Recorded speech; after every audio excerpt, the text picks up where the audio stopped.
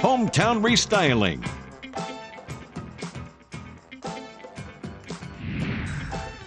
Imon Communications,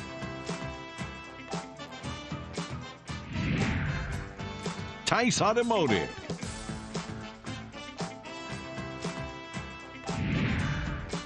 Waln Collision Center,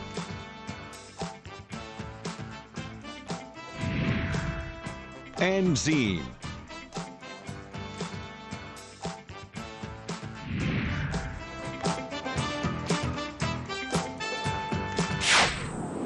This is a presentation of KCRG TV9 Sports.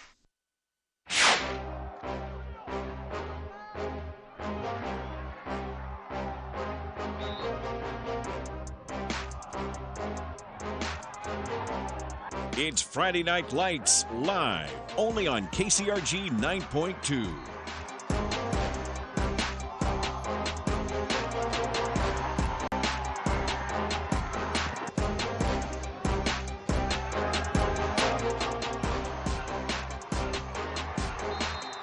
Welcome to North Liberty. It's the game of the week here on Friday Night Lights Live, and we've got a good one between two 5A teams that bring it on the offensive side of the ball.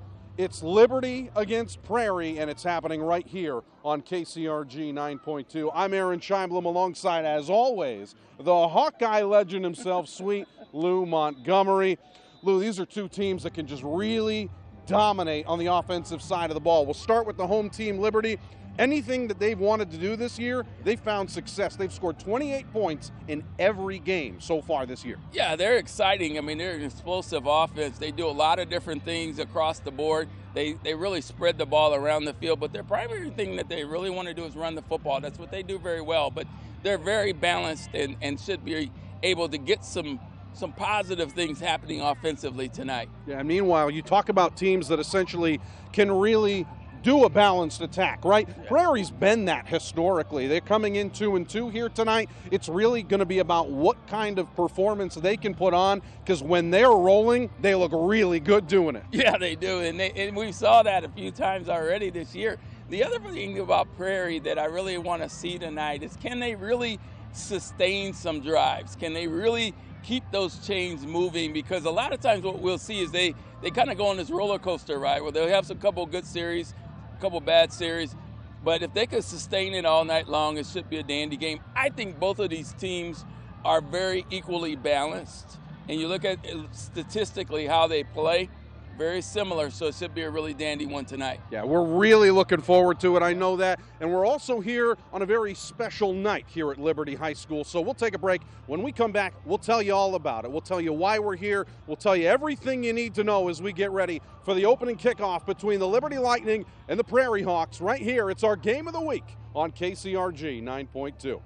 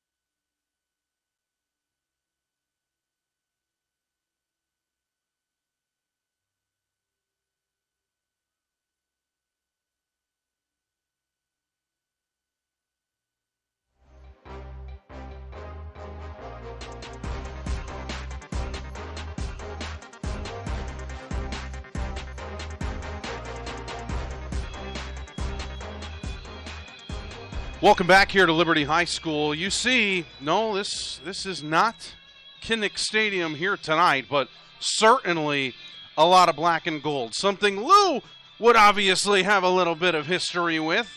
Glad to have you along with us here from Liberty High School. And the reason why you will see so much black and gold, including very far out on that visitor's side, Lou, everybody really coming together for a common cause tonight. And that's because tonight they will feature individuals from both Liberty and Prairie who have had personal experiences with cancer. There will be their own kid captain here tonight, Lou. I mean, this is the first time since the COVID-19 pandemic, so we're going back years now that they've been able to host this event. It's very special for us to be able to be a part of it as well, Lou. Yeah, absolutely. And, you know, what an honor it is for not only for the families and whatnot that are involved in it all, but also great compliment to both of these schools for thinking of families who are going through the various challenges with the disease of having cancer. So compliments, my hat goes off to both squads. Yeah, and obviously it's been very clear. We've seen just what the wave at Kinnick Stadium has done across the country. Everybody wants to be a part of it. It's amazing to see Liberty High School celebrating in a similar way. We'll take a break. When we come back, we will walk you through the opening ceremony here for this one. And oh, by the way, we're playing football as well. We're coming up right after this on 9.2.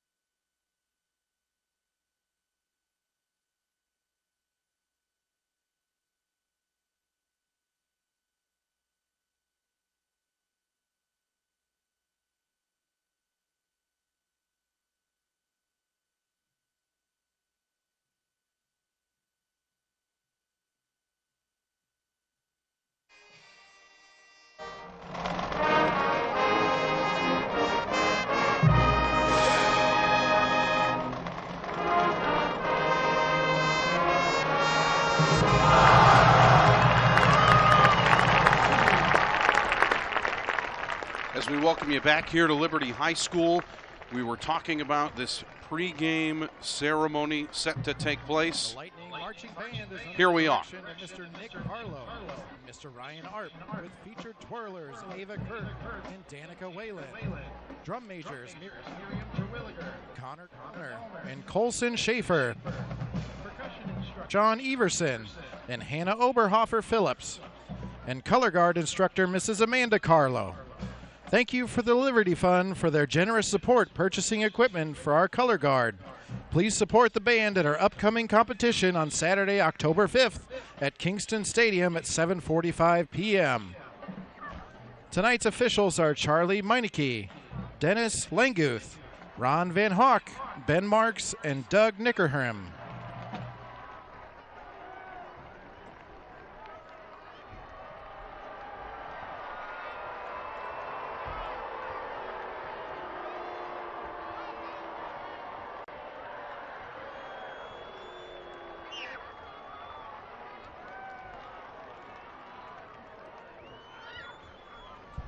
So just moments away here from that pregame ceremony here as you see Prairie taking the field now.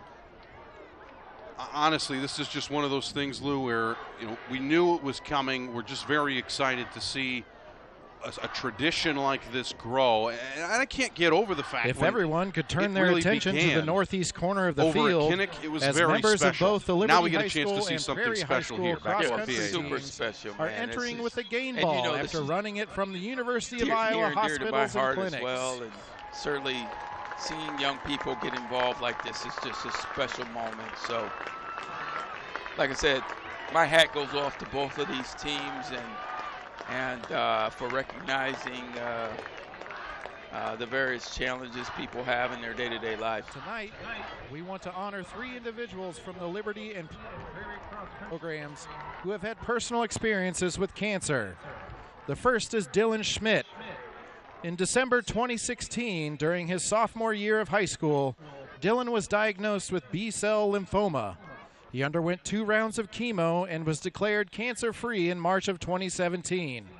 During his battle, Dylan received great support from West High School Dance Marathon, University of Iowa Dance Marathon, and the Liberty High School community. He would like to give a special shout-out to coaches Joss Hildebland, Nate Canton, and Nick Borchert for meeting Dylan where he was at as he returned to activity he loved most before his diagnosis, running. Dylan says, "Those 3 met me where I was during that summer training and stayed patient with me as I tried to get back into running after going through chemo. They always believed in me and gave me encouragement when I needed it most." Next is William Schwartz. In 2020, near the end of track and field season, he was diagnosed with tonsillar cancer. Treatments began immediately and recovery took through the autumn and the cross-country season. Amazing cross-country staff took the reins that fall, and their support, along with all the members of the team and community, were very important to his recovery. Today, he is cancer-free thanks to the support and the amazing care at the University of Iowa hospitals and clinics. Our final person to recognize is Tammy Scraver. In early 2023, she was diagnosed with ductal carcinoma in situ, a non-invasive breast cancer. She did research on all treatments available and ultimately decided on a double mastectomy with reconstruction, which took place in the fall of 2023. This is what was decided that was best for her. All the doctors, nurses, and everyone were and are amazing. Her biggest support systems were her family, her immediate family, along with the Prairie coaching staff and athletes. Today, she is happy, healthy, and living her new normal. Let's give a big round of applause to our Prairie and Liberty cross-country teams, as well as our cancer survivors, Dylan Schmidt, William Schwartz, and Tammy Screver.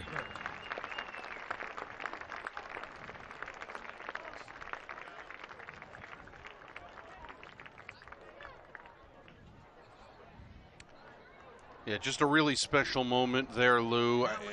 Very amazing to see. You saw the cross-country teams coming in, team, running Liberty High's the game ball all the way Cooper from the University of Estison. Iowa Hospital.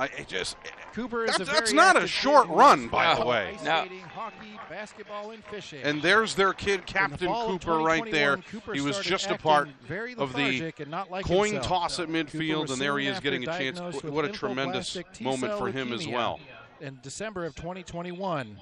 Cooper's treatments made him unable to participate in many of his favorite activities. After almost 3 years of his childhood spent battling cancer, he had his last infusion on March 25th. His last chemo dose on April 19th and was able to ring the bell shortly after. Please stand and give a round of applause for our Liberty High School 2024 Kid Captain, Cooper Estison.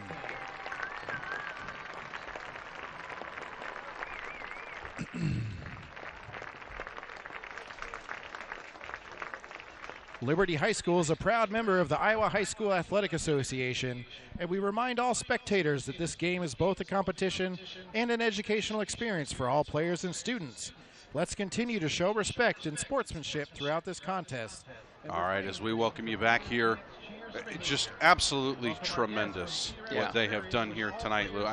It really, it's hard to find the right words when you have a moment like that, and you can just tell how much it means, how special it is, and I think what really kind of drives it home for me, Lou, is we talk about the support, right? At Kinnick, it's always packed.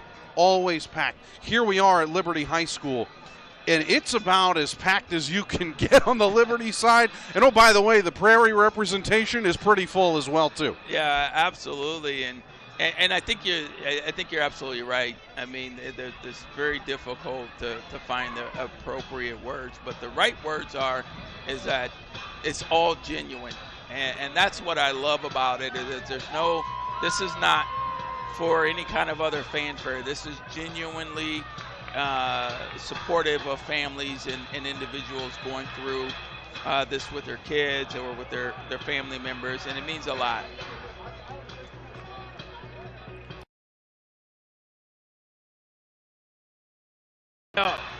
Here we go. And meanwhile, oh, by the way, they've got to play one, too. A game that means a lot for both of these teams. This could make a big difference as far as the postseason is concerned. Liberty will kick it off to Prairie. Prairie will go left to right across your screen, and we are underway. Starting with Drew Bennis on the return. Finds himself a little bit of a hole up to about the 30-yard line. And that is where this Prairie Hawk offense will begin. Aaron Scheiblim, Sweet Lou Montgomery, glad to have you along with us wherever you may be watching us from, as these 2-2 Prairie Hawks will get their chance at the offensive side of the ball first, and they're really led by that man at the top of this list right here, Wyatt Eash. This guy can really sling it, Lou, but he can also run it when he needs to. Well, yeah, and I really anticipate that he's going to be probably, like I said, he's got some big receivers. He's got some guys that can really run and go up and get the football. But like I said, it's nice having that double threat where he can also run the football too. So, first play, a little bit of a miscommunication there and just having to fall to the ground. Able to get back to the line of scrimmage, so it'll be a 2nd and 10 after this. And then meanwhile, as far as this Liberty defense is concerned, Lou, they've been pretty impressive so far this year, and they love it when you throw it against them. They've forced 5 turnovers so far this year. 4 of them have come by way of interceptions, and it's those guys in the secondary right there between Sutton Kohler, Logan Lubenthal, and Dallas Miller. Those are names we're going to say a few times here tonight. Well, yeah, they play physical. You know, both of these teams are physical teams, and they want you to sling the rock, but they're sure tacklers as well. And I know that right. Those kind of mistakes like that on Prairie, I'm telling you that Coach Nod is just not going to like that at all. I mean, that one was to Tay Alexander, so the sophomore unable to catch it. Would have been his 2nd catch of the year. His only catch went for 25 yards so far this season.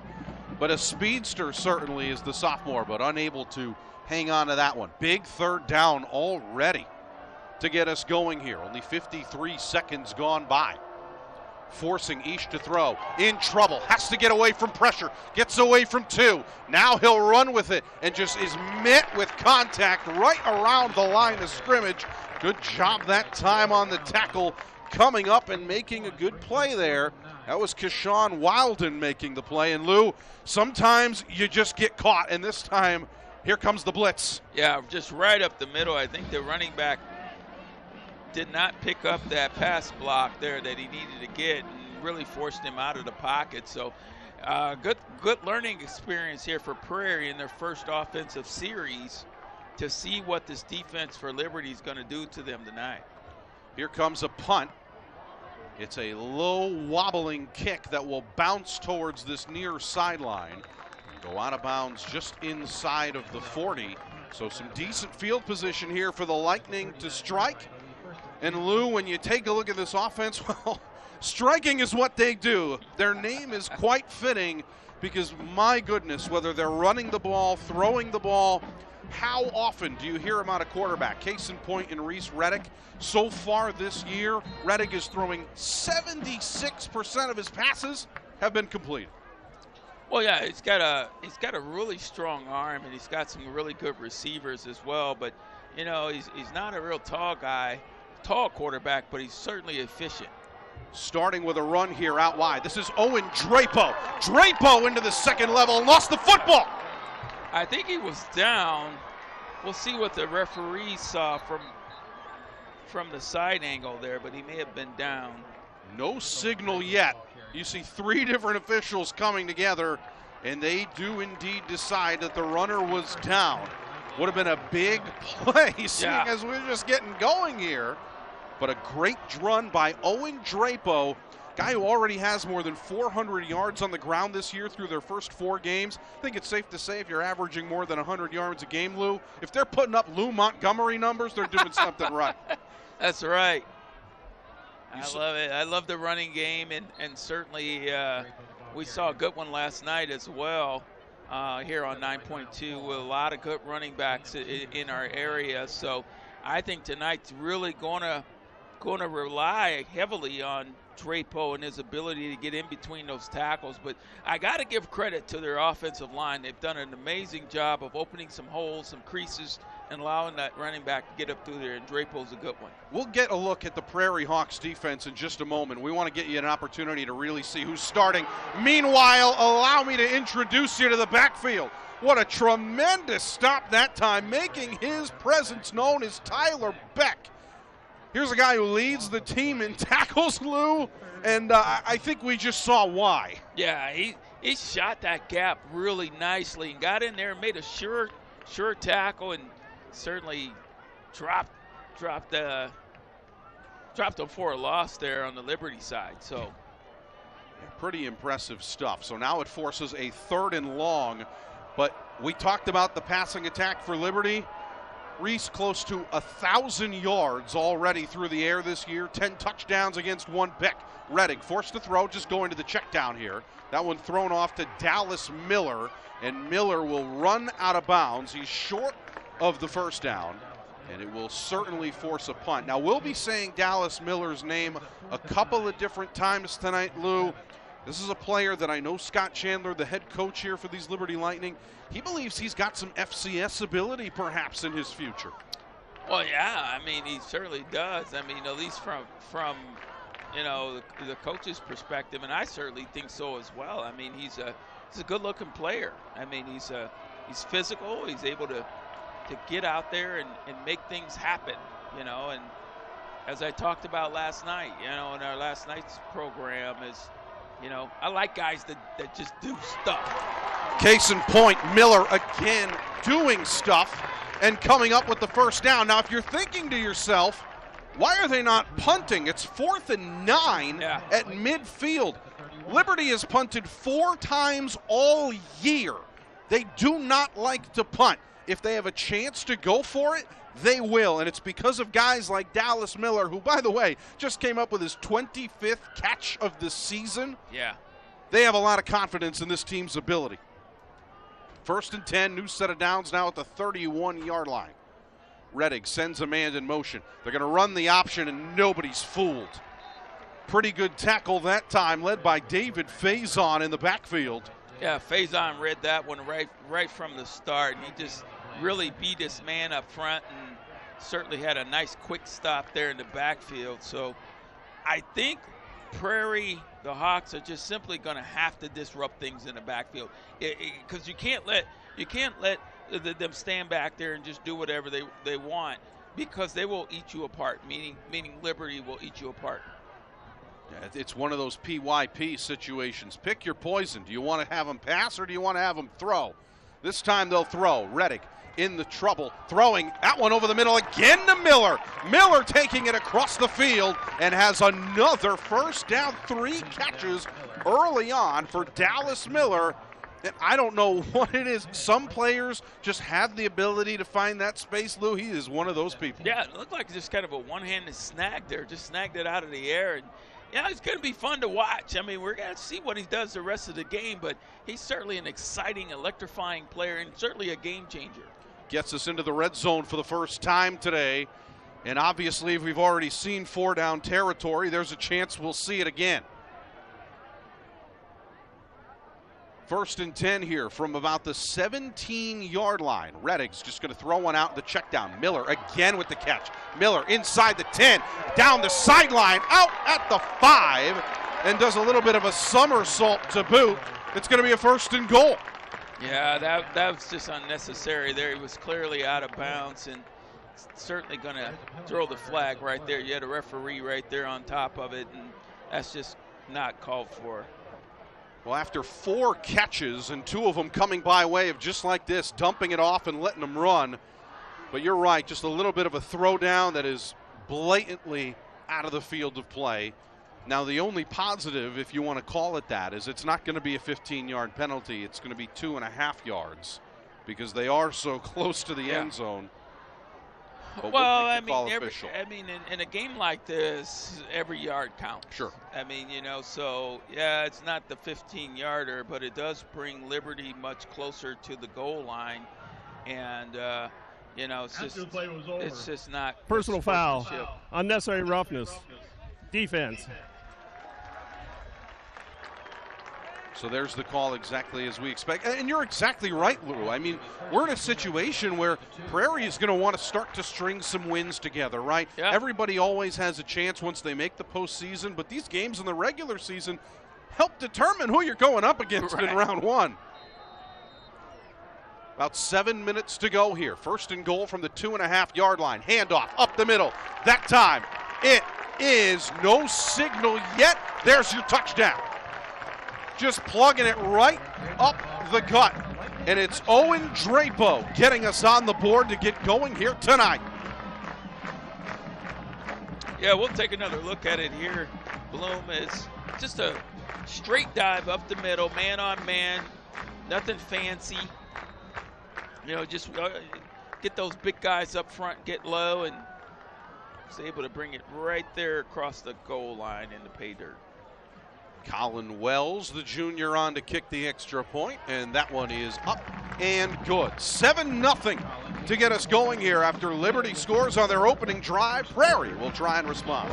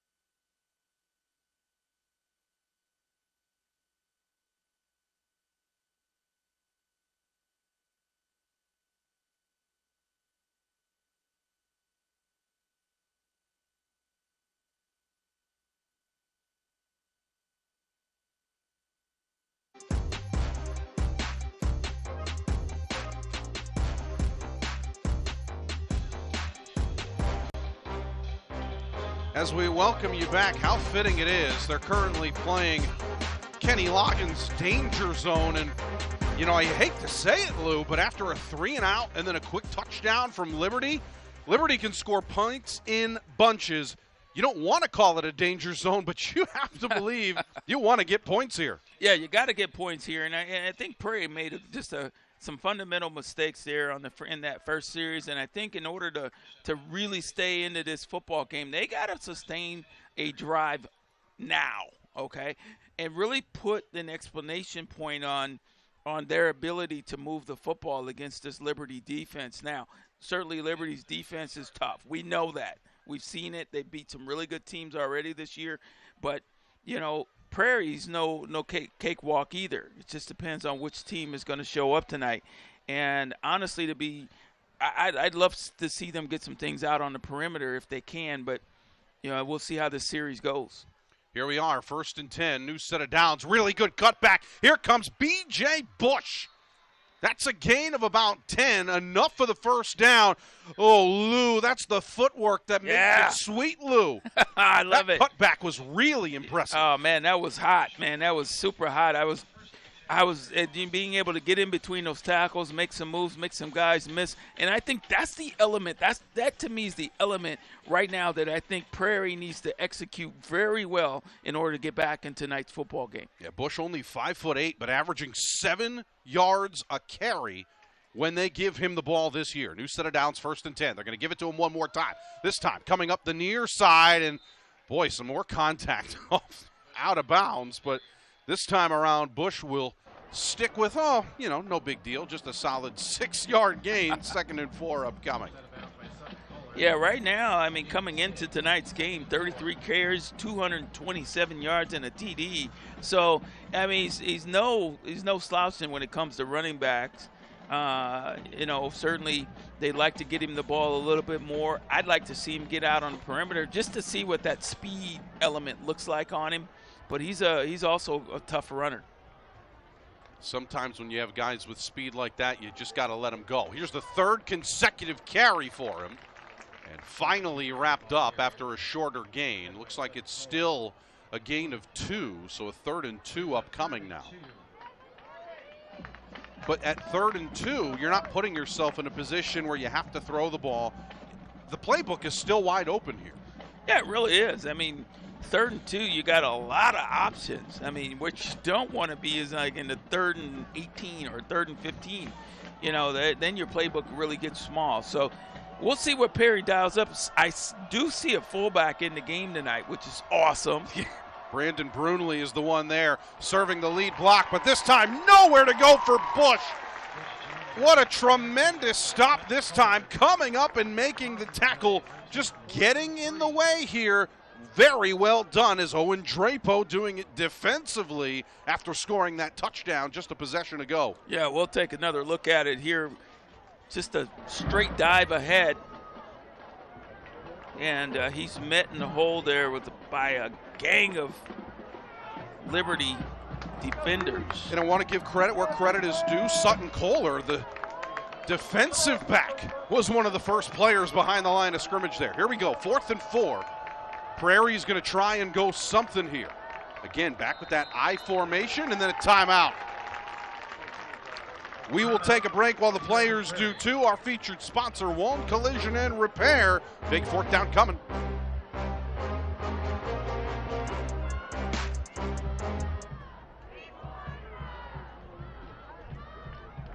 Lightning football players would like to thank Beaver Heating and KC, Polar Plus, Country Landscape, Burton Johnson.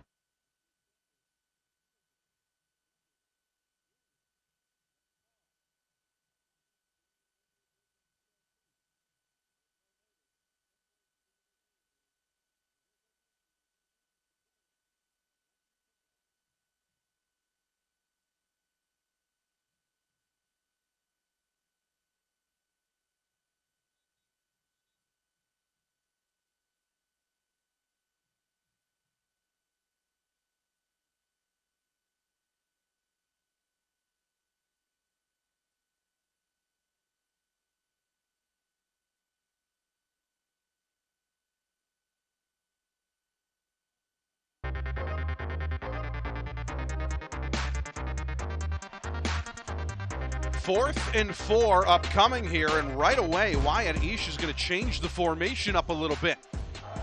A little bit of a play action, trying to run it back up the middle to Bush, and Bush has nowhere to go. Once again, Sutton Kohler meets him in the backfield, and it's a 2nd consecutive stop defensively, forcing the punt on drive 1. Now a turnover on downs here on their 2nd attempt.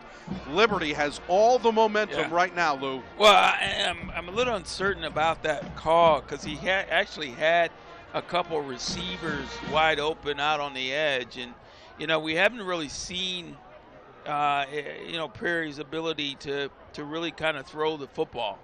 So now you give Liberty the ball at midfield, and like I said, they have an electrifying offense.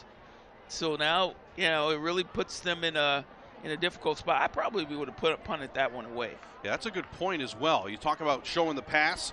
Dallas Miller, the man in motion, had 4 catches on the opening drive.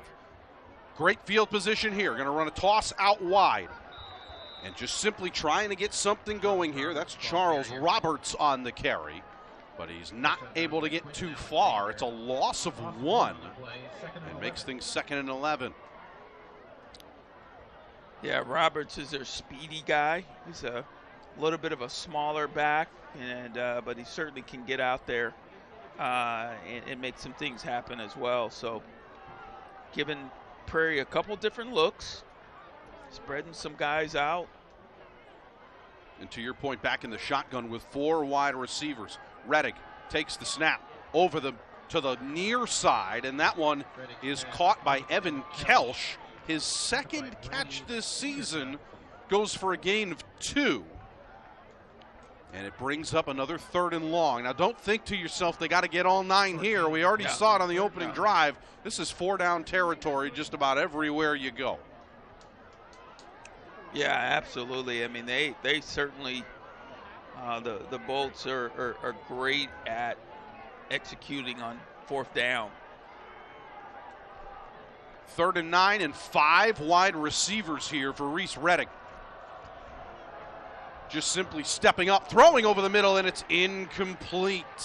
Yeah, he put some heat on that one. He needed to get the ball where it needed to be, but a little bit too much off the fingertips there. Yeah, that's the first time we've seen Colin Decker targeted, and he's 2nd on the team in catches. Now, granted, Dallas Miller with 27 so far this year. Decker with 15. Now, this is what we're talking about. It's 4th and 9. They set up for a field goal from 64. And that one will come up short and roll into the end zone. So that's the point, is they're not going to punt it. No, that's what I was just going to say. Now, they will kick it, but they don't want to punt the football, and it surprises me. But, I mean, that's a decent call. Brings the ball out to the 20. And, gives Prairie, an 80 yards to basically try to get it in the end zone. Well, it's the difference between high school and any other higher level, right? Typically, when you kick a field goal, if you don't make it, that ball is coming back to where the ball was placed down. Yep. That is not the case here at the Iowa high school level. So why not give it a shot from 64? 1st and 10 from the 20-yard line. Run up the middle and a lot of room to wiggle this time. Great run and a response from Prairie to get us going here. Talon Jackson, averaging more than 5 yards a carry, Lou, so far this year, comes up with a big one of 14. Yeah, well, he too is an impressive runner. I mean, he's again, Prairie has a couple 2-3 backs that gives you a couple different looks and different styles, and he was able to cut up in there. That big offensive line was able to give him some room, and now they're going to do a quarterback run right up the middle. Yeah, Ish or off the decided edge, to keep it himself. Yep. No, you're exactly right. Maybe half a yard short of the 1st down, but that's kind of that wrinkle you were looking for, Lou, just finding different ways. I know you want to see him now air it out. I think that's the only thing missing. Well, and ultimately it's a chess game tonight. Let's see what you do, and I'll do this, and I'm going to put this guy here and see what this guy here. I think both teams already are just kind of figuring each other out, and right now Prairie has a little bit of a momentum going. They were certainly lost the football, lost it on the transfer, and falling on it immediately. Liberty's got it right away. Another tremendous play defensively, and we've already said his name multiple times. Let's just say it once more. Owen Drapo falling on it in the backfield. More great field position coming. Our first turnover of the night. Drapo is everywhere. This guy's an animal, man. He gets in the backfield. He's recovering fumbles, and he's disrupting things. This guy's having a stellar game so far. So sometimes on those read options, Lou, you got to be on the same page. Sometimes you hit him in the chest, you want to pull it back. Yeah. That time just a little bit of a miscommunication and falls to the ground, and 39 yards away from the end zone now of the Liberty Lightning. Here we go. Quick snap. Reddick in trouble. Gets away from the zip.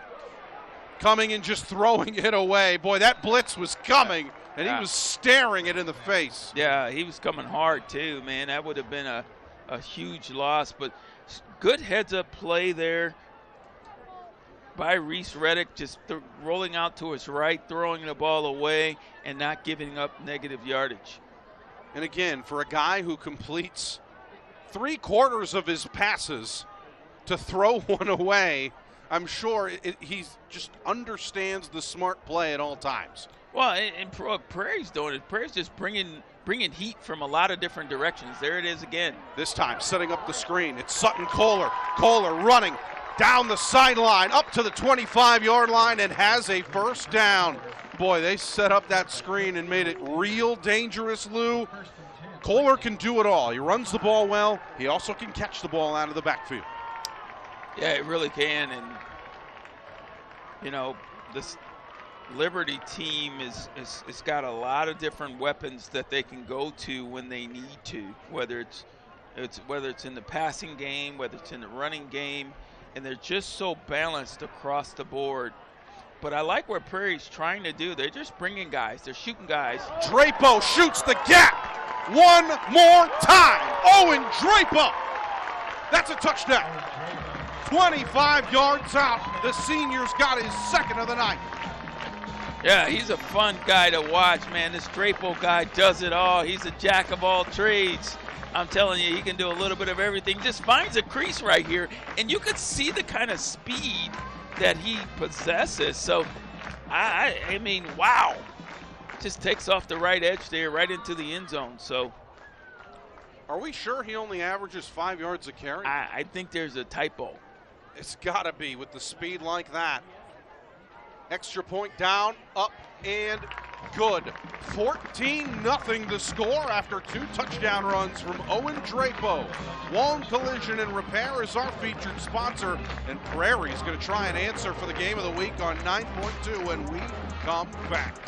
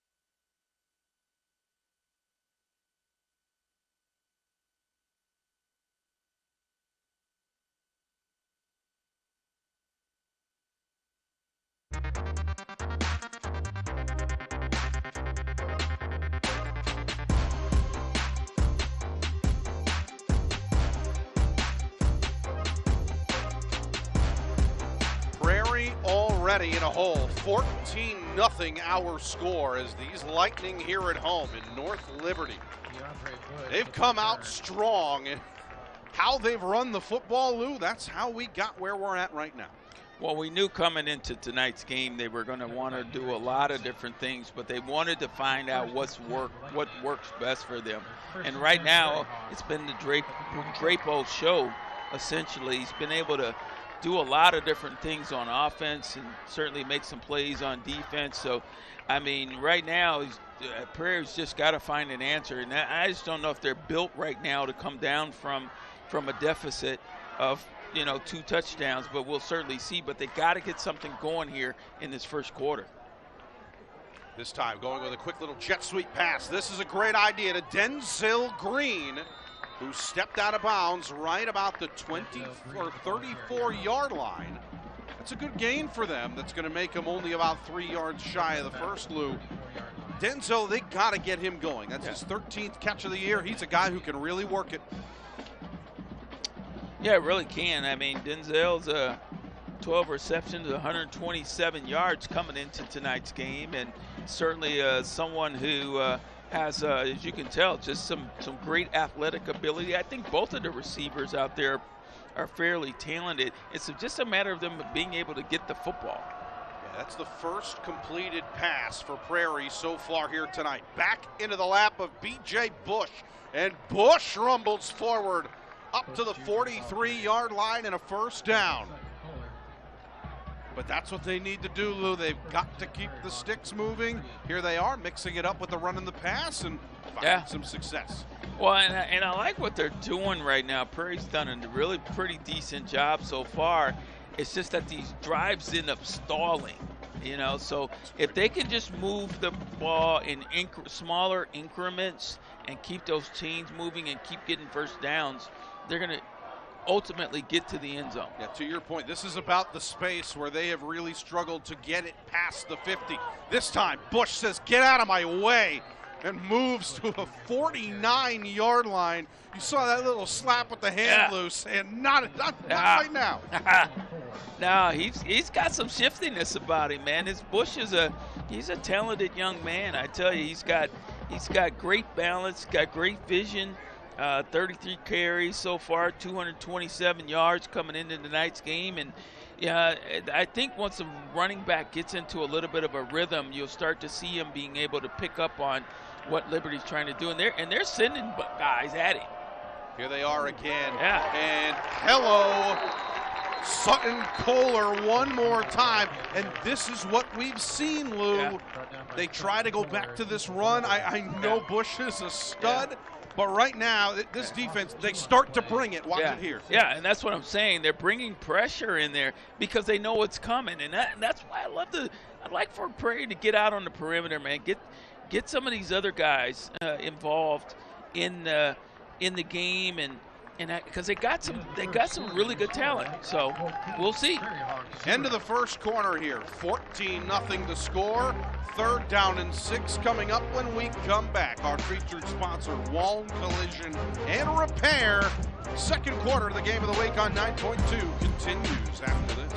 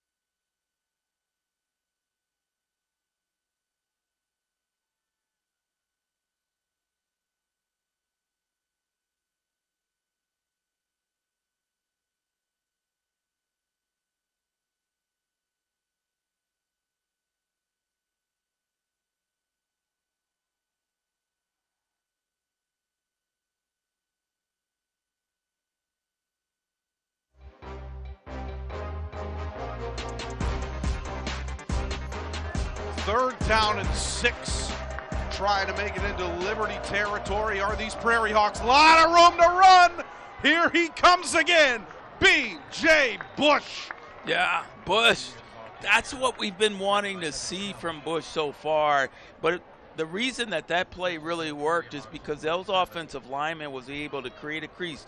Now, even an old guy like me could run through this right here. Now, I might not get very far without pulling a hammy.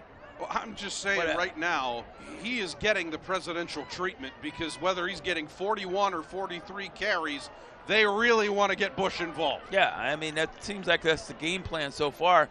I'd really like to see him get Bennis involved as well as Green a little bit more. And again, the football's on the ground.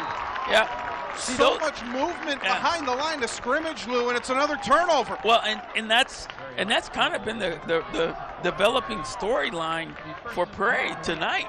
I mean, you think about it. They start to have a little bit of success, and then they stay with their bread and butter. I really think you got to mix it up a little bit and make Liberty work for it a little bit more. Let's take another look at it, see if there's anything we see. Yeah, it's almost like Bush didn't expect to get the ball. Oh, right, and you saw the jet fake to Alexander, and then it's just kind of put into Bush's stomach. But to your point, I don't think he was ready for that. No. 1st and 10 now from the 39-yard line as Liberty will try and move things forward 61 yards to really the ball is out. And this time it's Prairie that picks it up. He just took it out of his hands. Ripping it right away and taking it right back was Quentin Alexander. Well, that's one way to make up for it. With on top of that, with great field position. Let's see if we can see anything here. Yeah, it just popped out. Well, give credit to Alexander for the awareness. It started with 23 Drapo. It ended with 23 Alexander. Yeah. I mean, one of the stranger ways you'll see a team move forward offensively. Yeah. Well, I mean, it's Christmas in September. No kidding. I mean, that's a gift. Well, good thing for Prairie, however, is now where they were looking at potentially being down 3 scores, now with a chance to cut it back to 1. Here we go. Flags first. It looked like that one may have been on the defensive side. Flags from both sides of the field. We'll see. Here's the call. Oh, looks like Prairie's backing up. Prior to the snap, offsides, defense, left side of the line, 5-yard penalty, still first down. Well, I mean, Bloom, I think Prairie must. Let me put it like that. Must score on this possession. I think they might have caught him offsides again, Lou.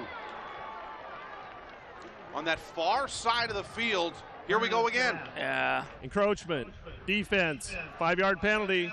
That results in a first down. This is hands down one of the strangest situations we've seen in a while. They lose the ball on a fumble, get the ball back on a fumble, 1 play later, 2 encroachment penalties, and just like that, they're a yard away from the red zone. Rolling out, Wyatt Eash. Eash pump fakes, in trouble, and down he goes. Sack in the backfield. And this time around, introducing himself one more time to all of us. Just a tremendous play in the backfield, and again making the stop. Yeah, it looks like they were trying to set up kind of a throwback screen kind of setup, but you know, this Liberty defense is just finding gaps everywhere to get in the backfield and disrupt what Prairie's wanting to do. See, there it is right there. You got 2 to 3 guys around the quarterback. So. And that's Corbin Howard, by the way, the senior coming up with the play. This time rolling out, in trouble, throwing it. That ball is caught. This time they find the sophomore Alexander, and he is close to the end zone, marked just short. Maybe 1 yard away. Tay Alexander, they have been looking for him. Yeah. Finally, he gets that catch he was wanting. Well, and that's what I've been talking about. But a flag is down as well, Lou, right at the original line of scrimmage, and they're looking over at the Prairie sideline. Here's the call. During the play, ineligible man downfield on the offense, number 55. 5-yard penalty, still first down. It's Roby Schwartzendruber who's called for it, one of the senior leaders for this team. Surprising, to say the least, to see that from him, and what a tremendous swing just as far as yardage, as that's going to send them all the way back to about the 28-yard line, Lou. Yeah. They had the perfect play called right there. They had their guy in the right position, and certainly had the chains moving in the right direction. And now they got a long way to go, 2nd and 21, to try to come up with something. So I think if I'm Prairie right now, I wanna just, maybe I'll take a shot or two. They haven't done a real good job of it, but you know, maybe see if one of my tall receivers can go up and get one on a streak pattern or a post pattern.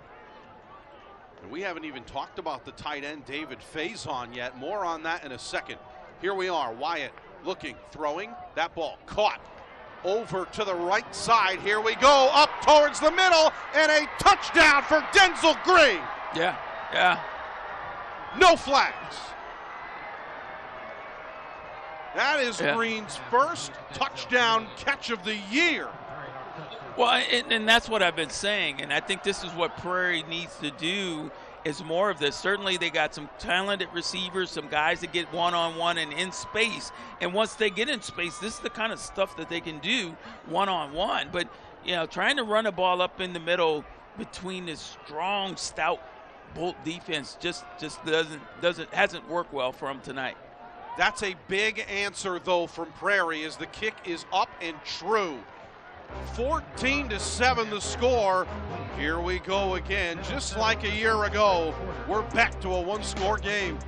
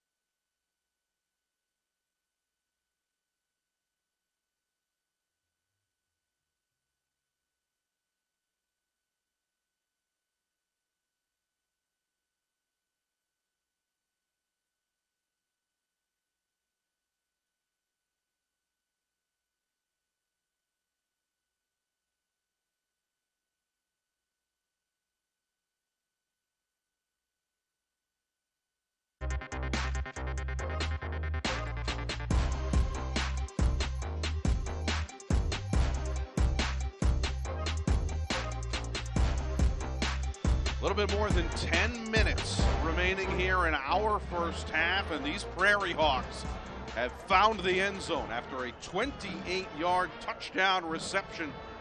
Denzel Green getting the space that he was looking for by way of a great throw from Wyatt Eash. And that's exactly what they needed, Lou, to get us going. Yeah, they needed some momentum and certainly got it there in a hurry. You know, I was a little bit concerned there where they got that penalty, but was able to get the ball in the end zone. So one score, and Sutton Kohler on the return will take it up to about the 27-yard line. Gives us a chance to tell you to tune in every Monday at 6:30 for On Iowa Live here on KCRG 9.2. As Scott, the other Scott, and a guy you may know, Sweet Lou Montgomery. They'll all get you ready for the Hawkeyes as they take on Ohio State next weekend. That's Monday at 6:30. Join us on the southwest side over at Union Station, where you can watch it right here on KCRG 9.2. I'm interested to hear what you have to say about that matchup, that's for sure. 1st and 10 as they're going to get it out wide to Dallas Miller, his 5th catch of this first half, but he is stopped in the backfield. Yeah, David Faison, he's a big dude, man. I mean, he's a junior, came into tonight's game with 12 tackles, 2 sacks, and 4 for losses. So certainly a guy that moves well, gets around the ball. He likes the physicality of playing down in that down lineman position. So. And here's what's so interesting about Faison is he's their leading receiver as well from the tight end spot. He has 21 catches this year. Yeah. They haven't targeted him once offensively. I would imagine that will change. Here comes a run up the middle, and this Prairie defense is playing inspired, Lou. There he is again. Yeah, he's a big kid, man. I mean, he's a big dude.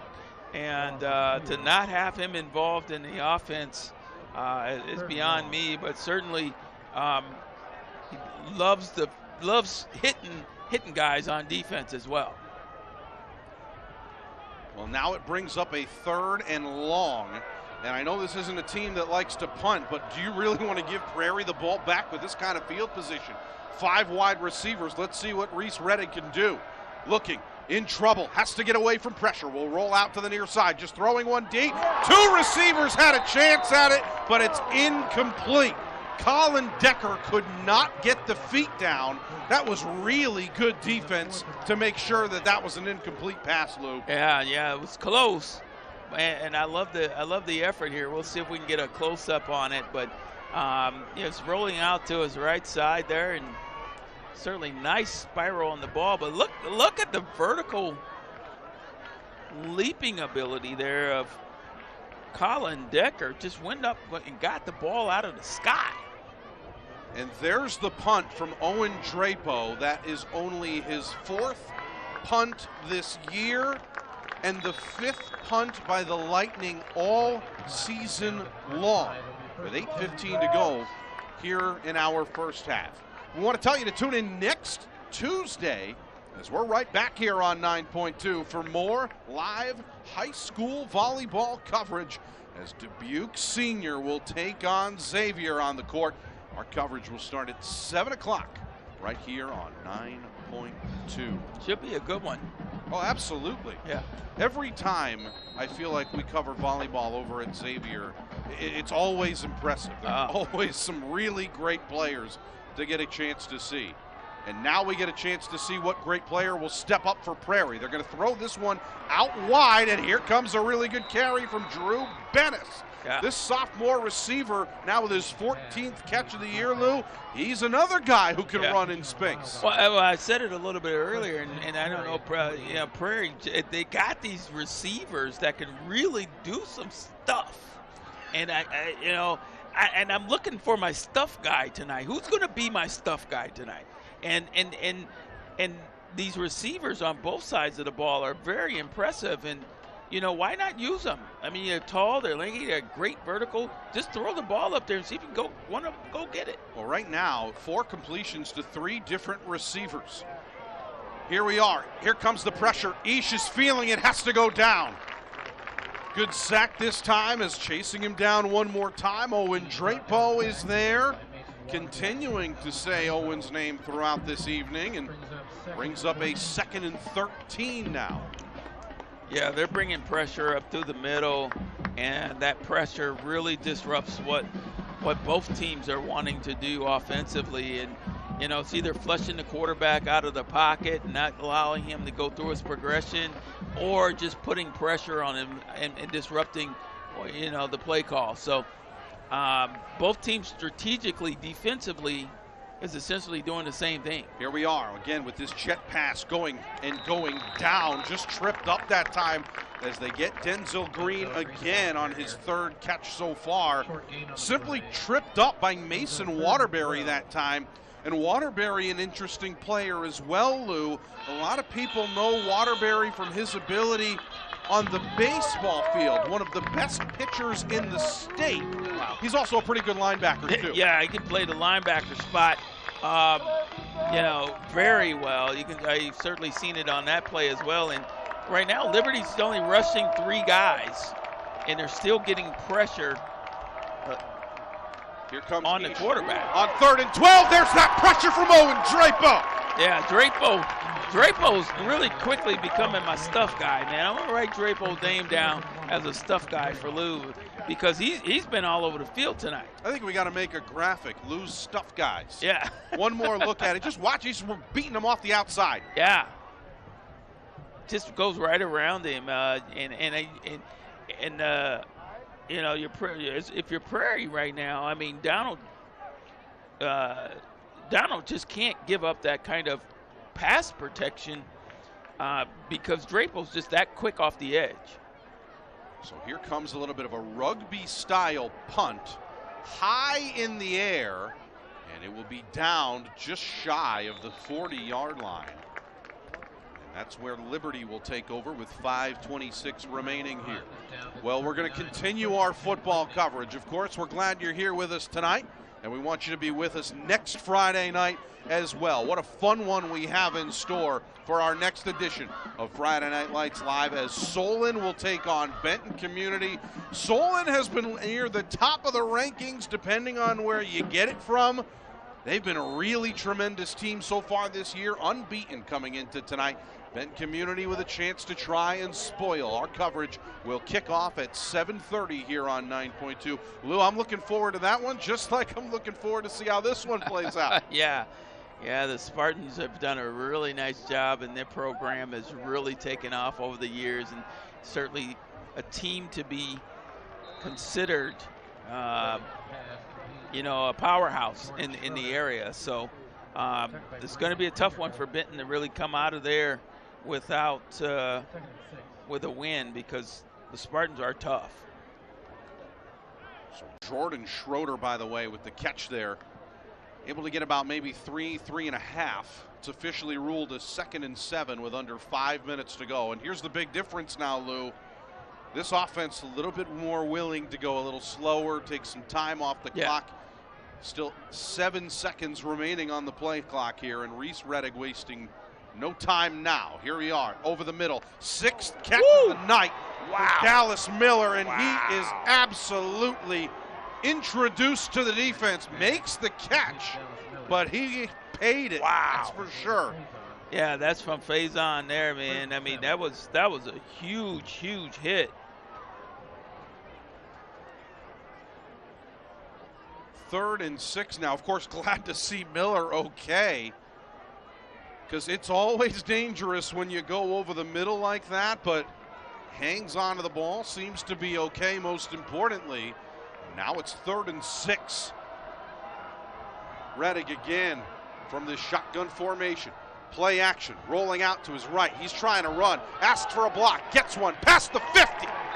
And then tries to keep it going, and he will, up to about the 46-yard line, easily enough for the first down.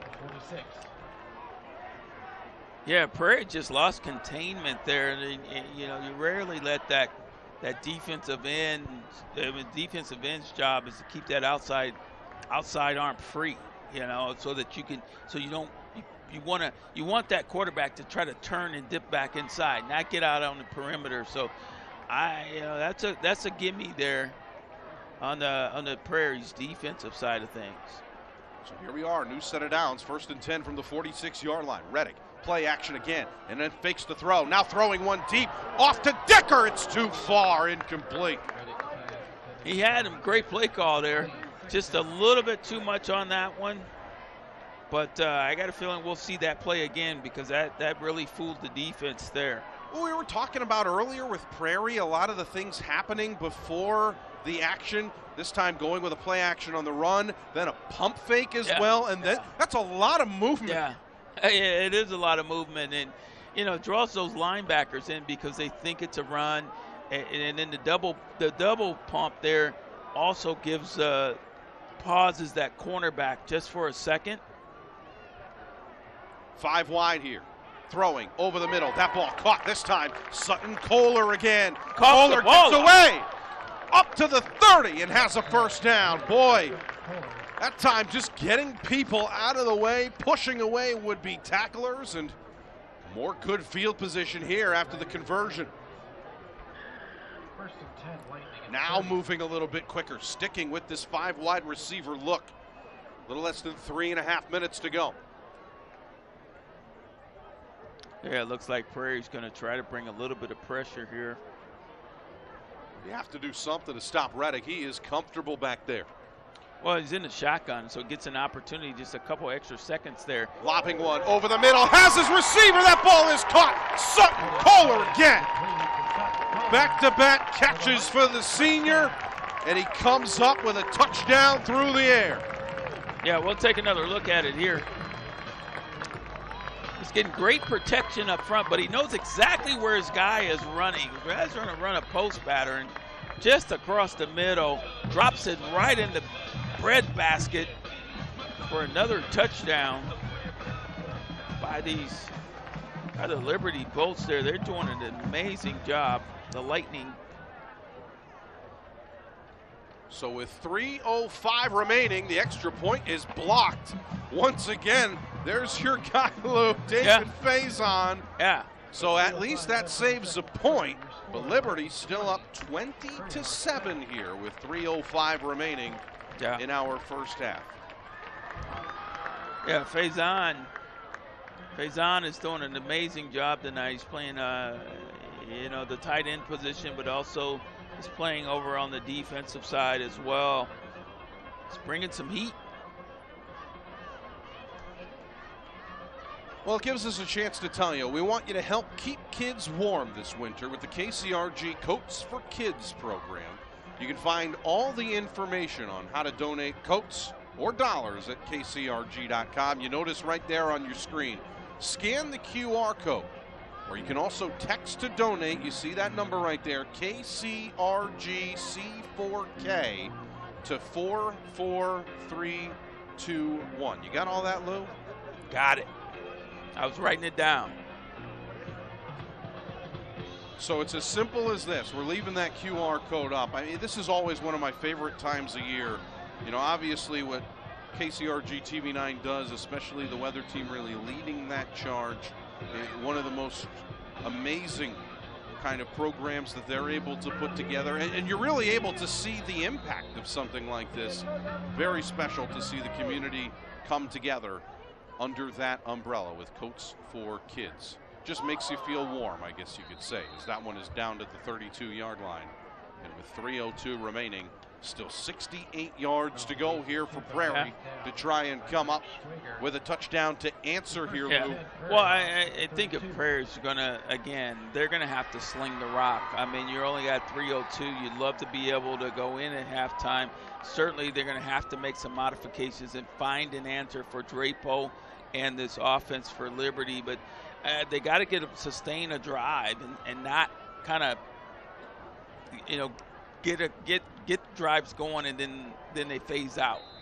Well, so if they're going to phase out, they need to phase on right now. They need to find the tight end, David Faison, and see what he can do here. Big set coming with 3:02 remaining. They're going to throw it out. Ish has it. That one out wide. Good job getting some space. Yeah. And getting a gain of about 7, maybe 8-yard line. That's another guy who needs to get going, and Drew Bennis. Well, and this is what I think Prairie needs to do to get back in the game. Those short passes right there near the sideline allows them to eat up not as much clock because they can get out of bounds, but also picks up positive yards. And they can kind of just pick and choose their 4 to 5, the 3 to 10-yard passes. I think they'll be fine. 2nd and 1 here from their own 41-yard line. Here we are again. Ish looking. Now throwing deep down the far sideline. Has a man. Incomplete. No flag on the play. As you saw right there, Bennis looking for one. You saw him trying to go back for it, Lou, perhaps thinking the defender wasn't looking at it either. Yeah. That one, I don't know. That one was close. It was close. It was a close call. And you had a referee right there on top of things, so maybe a pretty good no call. Kind of respect, though, on 2nd and 1, going for the deep ball there. That's your opportunity, and they went for it. And Bennis, only a sophomore, but clearly very well respected out there. Now they're going to go with a run up the middle. A lot of room to wiggle here for Bush. And I think he has enough for the first down. He does. Yeah. They needed 1. He gets 2. The clock will continue to run once the sticks are set. 2 minutes and 11 seconds remaining here. Well, I think you go back to your short game again. I think you go back to your 5s out, 5 and out, 5 yards and out, 5 yards and out, and really just kind of pick them. I think they on that long pass, I think they had it set up well. I just think they went to the long ball too quick. Now we go with 4 wide receivers. Under 2 minutes remaining here. Ish has it. Looking over the middle, floats one down the near sideline. Now that ball may have been caught. No, they rule it incomplete. Tay Alexander. Oh, Lou, it looked like he might have had a foot down. Yeah, I thought he had a foot down. I mean, but the ref was right there on top of it, but it was very out of close. Nonetheless, give credit to the defense that time to make it so difficult. One more look at it, Lou. Tell me what you see. Yeah, let's see here. Goes up, catches the ball at the highest point, and I see that left foot. Perhaps saying he didn't hold on to the ball. As you notice right there at the end of the play, it kind of ends up in the hands of the outstanding senior Sutton Kohler. So I believe that is the difference there. In trouble. Lost the football. Ish lost it trying to roll out. And this time it is recovered by Prairie. Boy, talk about swings of momentum. That could have been dangerous as well. And now with 1:35 remaining, Liberty will call timeout as we get another look at this one here, Luke. Yeah, these rollout passes, they just haven't had a lot of success with it. And I like the shotgun position, just sitting in the pocket in the shotgun and just rifling one off to the right, run off to the left. So, again, they're going in the wrong direction. And with 35 seconds, And both teams with 2 timeouts, it's not like you can just run it. Yeah. Because you know Liberty can score quickly, and it's going to put them in an awkward position either way. You're going to have to do something here. Well, speaking of doing something, well, I got something for you to do on Wednesday night. At 6:30, Hawk Talk with Kirk Ferentz will be right here on 9.2, as you'll hear Coach and Gary Dolphin get you ready for each upcoming game. Wednesdays at 6:30. You can watch it right here on KCRG 9.2.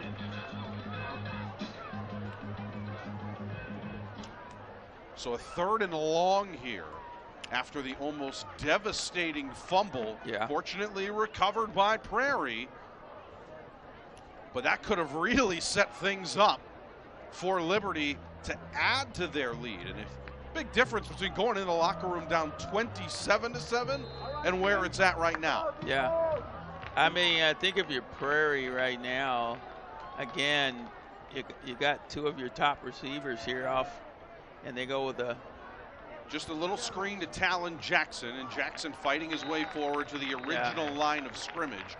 Gain of about 6. Clock will continue to run, and here comes that timeout call from Liberty. Timeout, Liberty. So they'll have 1 timeout remaining, and they'll have some time on the clock to potentially get the ball back and do something with it.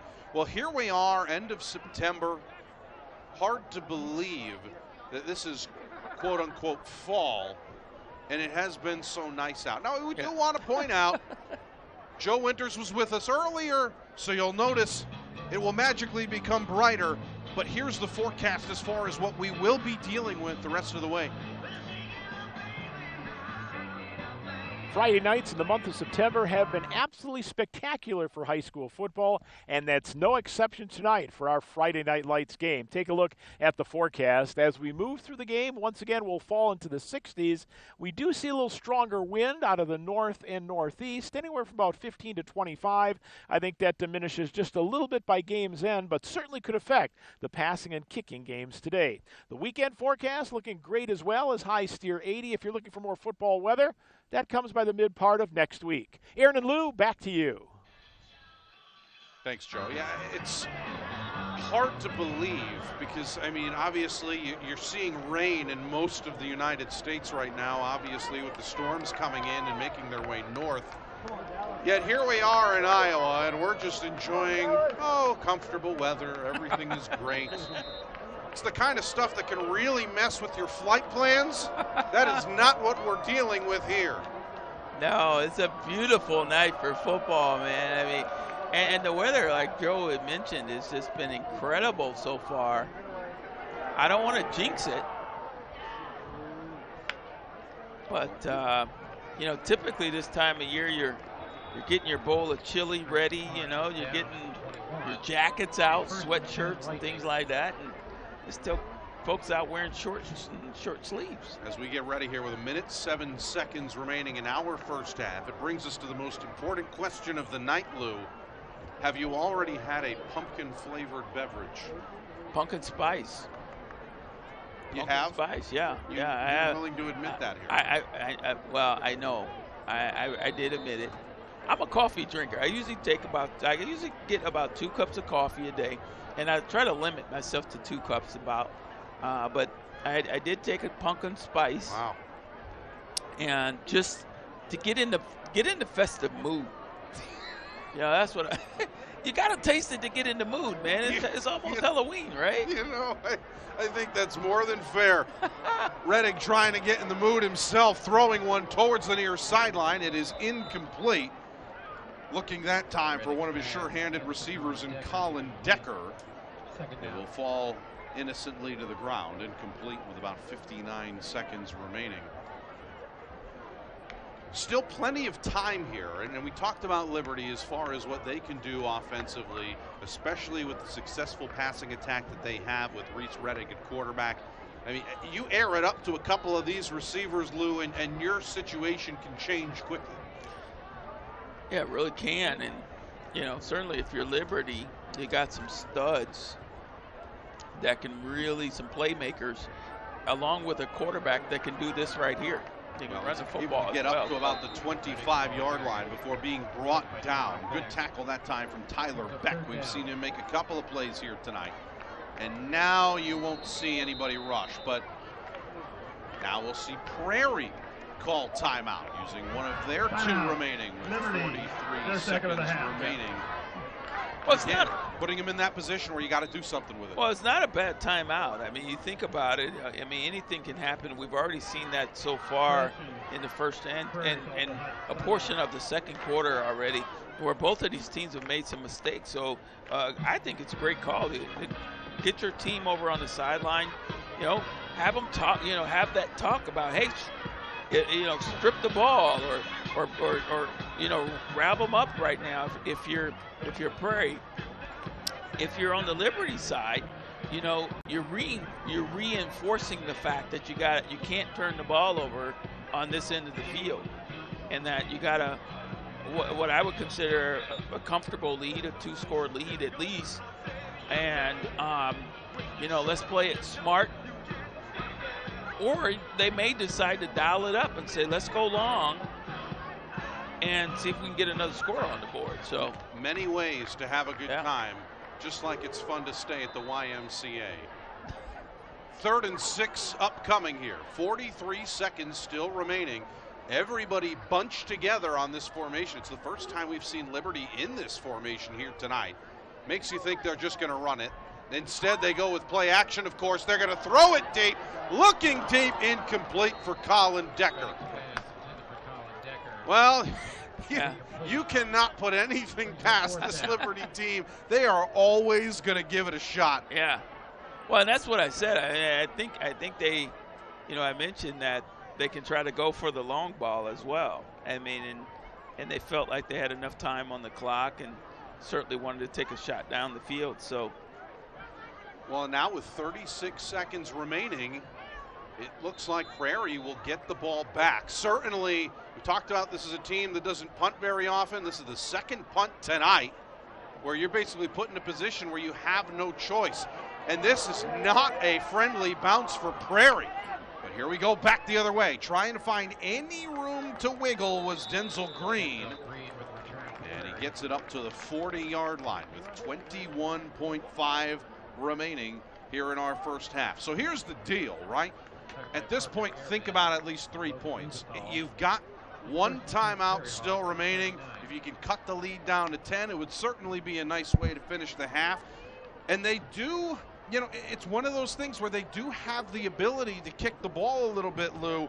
So far, their sophomore kicker this year has made one from 37. So if you can get about maybe 20, 25 yards, you may have a chance. Yeah, I like that. I like that thinking, and the fact that, you know, they got to get a chunk. They got to get a chunk right here on this drive, or at least in this possession. Got to make it quick too. Wyatt Ish just going again with this little pass to Green. Green with nowhere to go. Again, another tremendous defensive play from Sutton Kohler, who is right there, and that's how this first half will end. Prairie will take where they're at, 20-7 in favor of the Liberty Lightning here at home as we go to halftime. We'll take a break. When we come back, we'll break down everything we saw in that first half. Our featured sponsor is Wall Collision and Repair. More football in our Game of the Week on KCRG 9.2.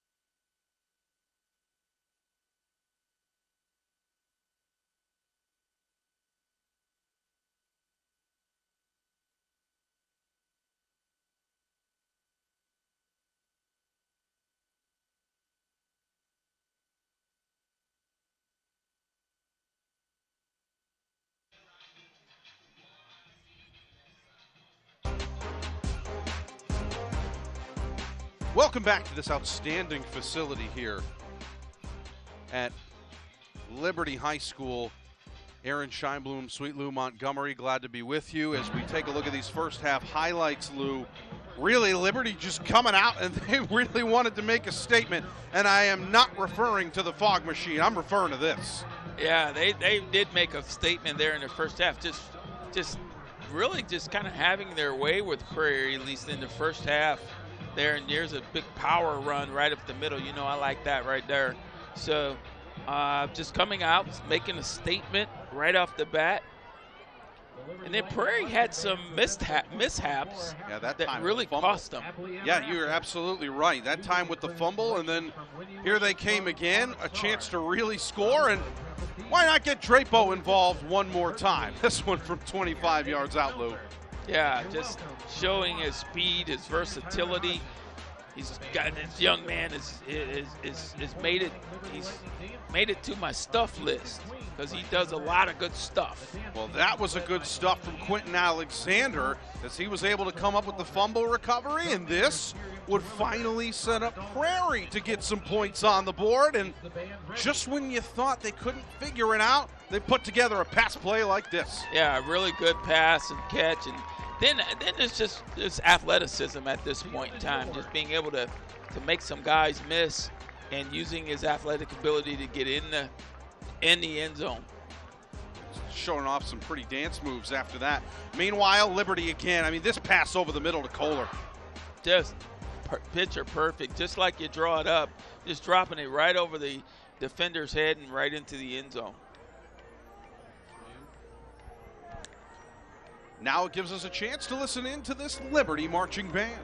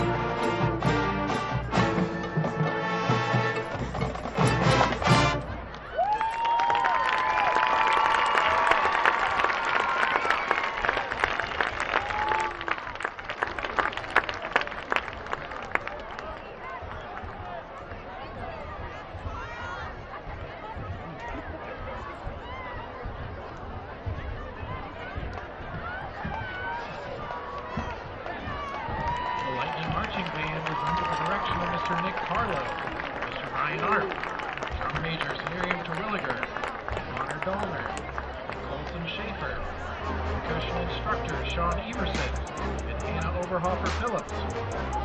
Color guard instructor, Mrs.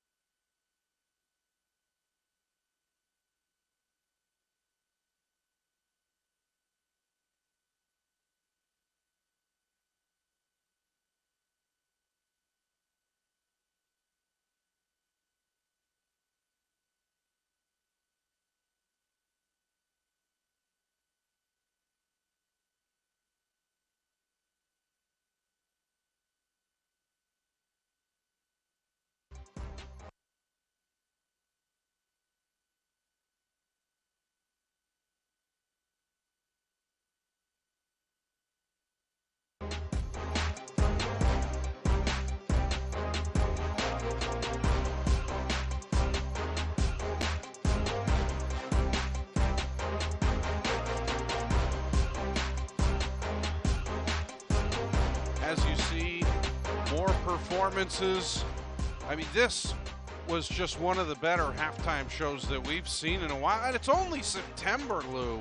Yeah. The band did a tremendous job. Obviously, everyone here did a great job. At one point, there was fire. Yeah. There was fire.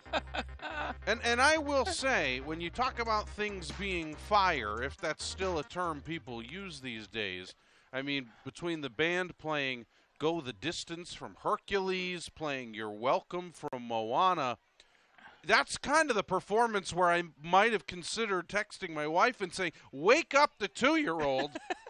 This is the soundtrack. This is for her. So at the very least, thank you to this Liberty Band and everybody else, because I know what we'll be doing tomorrow. We're going to go back and watch this replay, and we're all going to dance around the living room, and we're going to have a great time together. Yeah. The question is now, as we get ready for the second half here, Lou, who's going to be dancing in which direction? All we know for sure is that Prairie down by 13. Liberty's shown a really high-octane offense, dare I say, lightning continuing to strike. Really, it's all about who's going to be the one to score first, I want to say. Well, I think if you're Prairie right now, you got to find an answer for Drapo. I mean, he's really been the difference maker. This Owen Drapo, number 23, he's doing things on offense and defense, and he's certainly been a difference maker. I mean, whether it's, you know, in making tackles, running the football, making touchdowns, whatever the scenario is. So Prairie has to find an answer for him. I think if you're Liberty, you got to find an answer for Faison. David Faison, he's a big guy, plays on offense, and hasn't seen a lot of offensive production at the tight end position. Certainly, I think Prairie needs to get involved or get their receivers much more involved in the second half, because I think that's going to be the answer to get them back in the game. When you see the fire there, you got to let Faison cook. Yeah. Leading his team in all receiving statistics. He has the most catches, he has the most yards, he has the most touchdowns. Yeah. Has not been targeted here tonight. Yeah. So I don't know if they're just locking him up, Lou. You would know better than me, but at this point, you got to let the guy start the grill and let him go. Yeah. Cook. I think you got to let him cook some brats or some hot dogs or something on the grill tonight, because, you know, this Liberty team is on fire, as we saw, and they're certainly not going to let off the pedal in the second half. So we will see with the opening second half kickoff coming up here in just a little bit. Well, and this is a big moment here because you remember back in the start of our game, Liberty started kicking the ball. So here we are in the second half after deferring. They will receive the ball. If they come up with an opening drive touchdown here, Lou, Prairie all of a sudden down by 20, and that pace is going to have to move quick. So defense going to have to step up, and a big chance on the other side for these Bolts to really make a difference. And this could provide a massive way to come out of the locker room. Yeah, they're going to have to, like I said, Prairie's defense really has done, I don't think they've done a poor job tonight. I think they just missed some opportunities that the Bolts have been able to take advantage of. So, knuckleball kick returned up to about the 37-yard line. And a pretty good job catching that ball in the air, by the way. You have to give credit where credit is due. I don't know if I could have made a catch like that.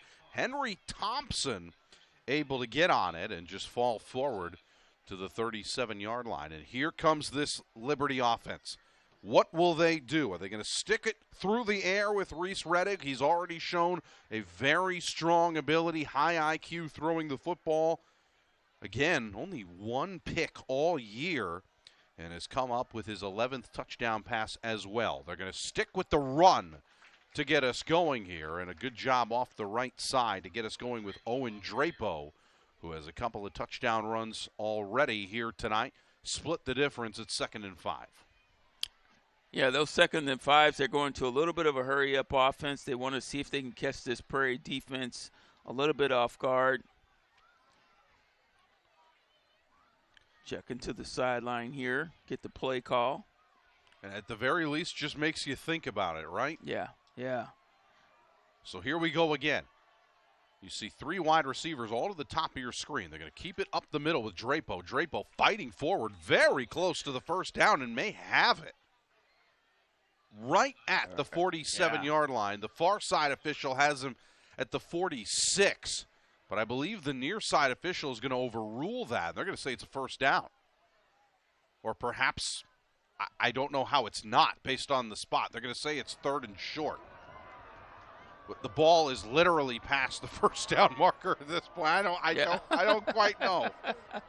Yeah, this high school football. 3rd, and we'll call it an inch. And they're going to run a little pass out wide. They get it to their leading receiver, Dallas Miller.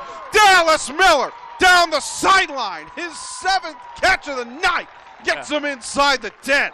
Yeah, you see what they did there. They kind of lured Prairie in, thinking that they were going to run the football again. And looks like is there a flag on the play? A flag right back at the original line of scrimmage. This looks to be in the area of holding out wide. Perhaps a receiver getting a little bit too much jersey. Here's the call. Play, holding, offense, number 7. 10-yard penalty from the spot of the foul. Repeat the down. Yeah, that was the huge break there for Prairie. We'll take another look at it and see if we can see where the hold occurred. Watch Decker number 7 right there, Lou. That's the hold they're calling. That's a close one. I mean, maybe there's a little jersey tug there. I think one of the things that, and I'm not trying to say, I think it's as simple as this. It's been a point of emphasis where if you have your hands on the outside, they've been more likely to call it. And in this case, it seemed like just maybe based on where the hands were on the block, it might have been enough to bring the flag. Now, is it enough for a hold?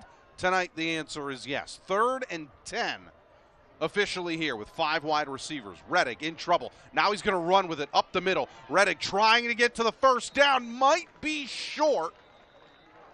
This is all going to depend on the spot, Lou. Yeah. He's short. By a yard. Yeah, he's short. Yeah, the far side judge there is been spotting it. Probably had a little bit better look. Well, it'll bring up a 4th and 1, and of course, right near midfield. Yeah. Here we are. Of course, it's high school football number 1, but it's also Liberty number 2. They're going to go for it. First time we see Rettig under center. And everybody's moving. Yeah, I think that one might be offensive, just from the looks of things. Yeah, we'll see what the call is. Well, per the Casper slide part 2, are we sliding to the left or sliding to the right? Everybody crisscrossed. Here's the Prior call. to the snap, false start, offense, 5-yard penalty, still 4th down. 5 hops this time going to the left, as it will be 4th and 6 now. And this time a little bit more of a punt look.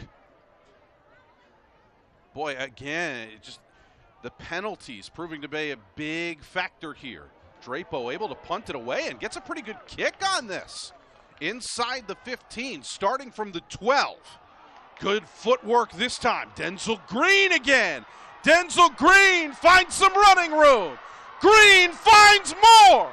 Wow. Denzel Green has a touchdown, but there are flags back about the 25-yard line. Wow.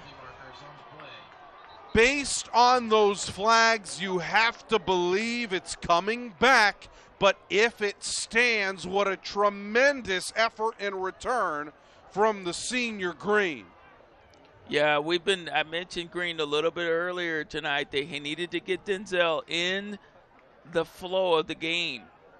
He's a big playmaker. We just saw it. Here's the call. During the return, blindside illegal block on the return team. Penalty would be from the spot of the foul, 15 yards. Wow. Obviously a massive difference, not just in terms of points, but in terms of field position, Lou. Yeah. Take 6 points off the board. One more look at it. You'll see the punt go away, and then watch right around the 25-yard line. That's where you'll see this blindside block. Lou, tell me where you see it. Right there. Yeah, it's from Faison. Well, it was certainly a big block. Yeah.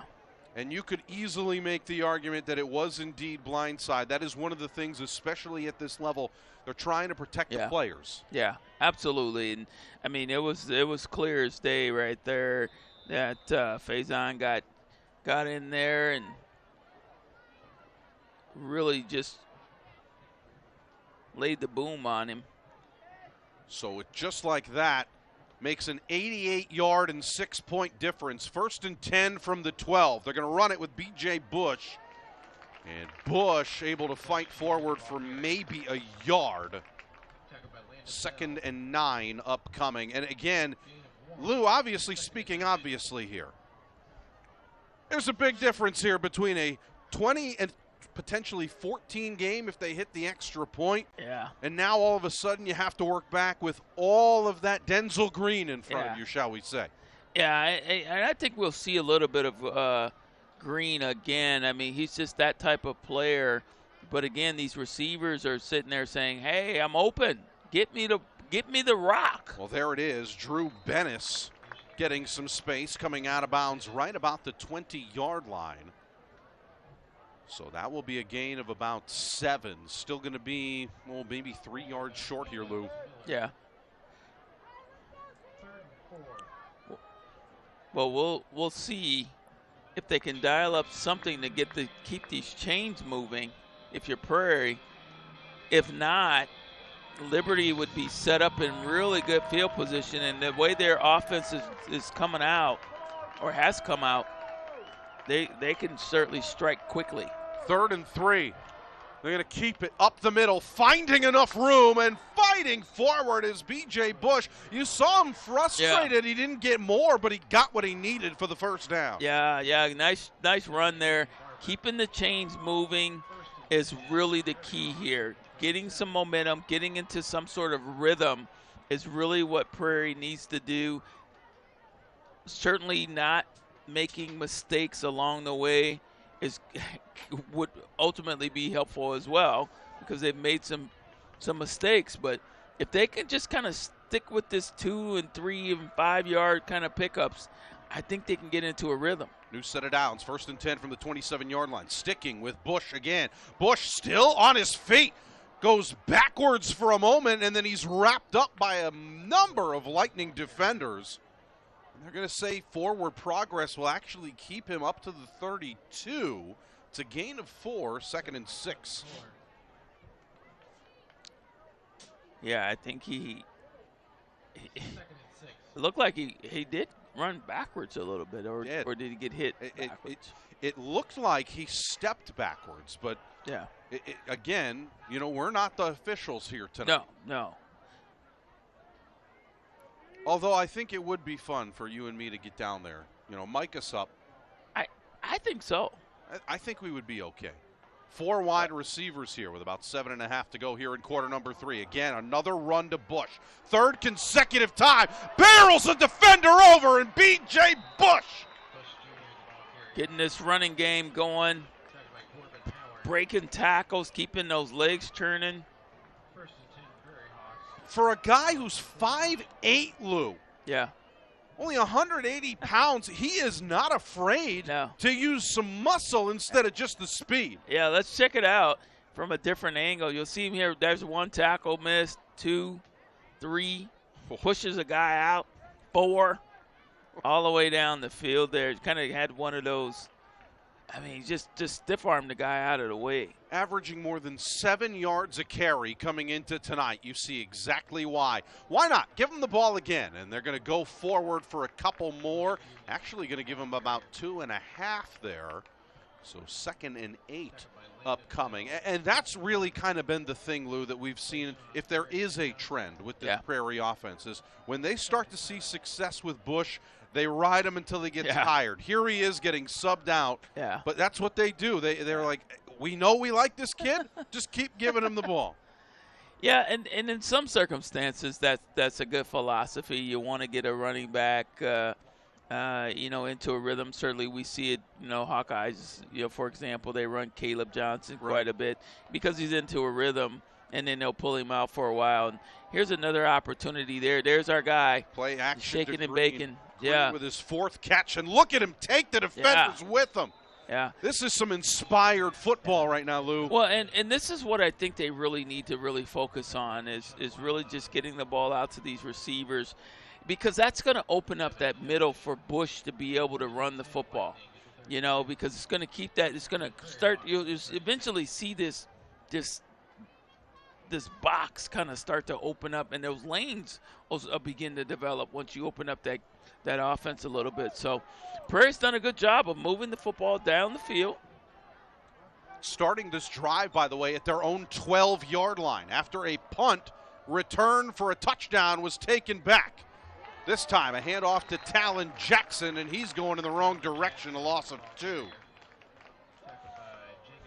Yeah, Talon comes into the season with 41 carries, 222 yards, and 3 touchdowns. A little bit of a different type of runner than Bush, but certainly been effective. So whether you want to call it 2nd and 11 or 2nd and 12, you are right. It is about as 1.5 as you can get. 4 wide receivers here now, as Wyatt Eash will just hand it off. Going to stick with the run here. One more time with Jackson. And again, Jackson is held up right at the line of scrimmage. Maybe give him a foot. Either way, we're looking at 3rd and 11 here. What do you do now, Lou? Yeah, I think you got to go back to your playmakers. You got to go back to your guys, your bread and butter guys. Certainly, again, I think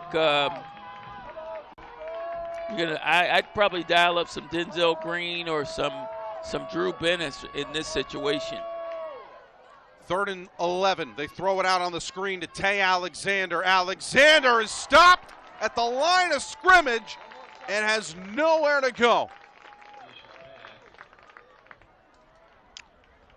4 down territory, right? Yeah, I think you got to. I think you got to figure out a way to get back into this football game. Certainly that the return would have been huge for them, but they got to come out of this series with some points. Well, it's going to be 4th and a long 11. But at this point, you don't want to punt it away.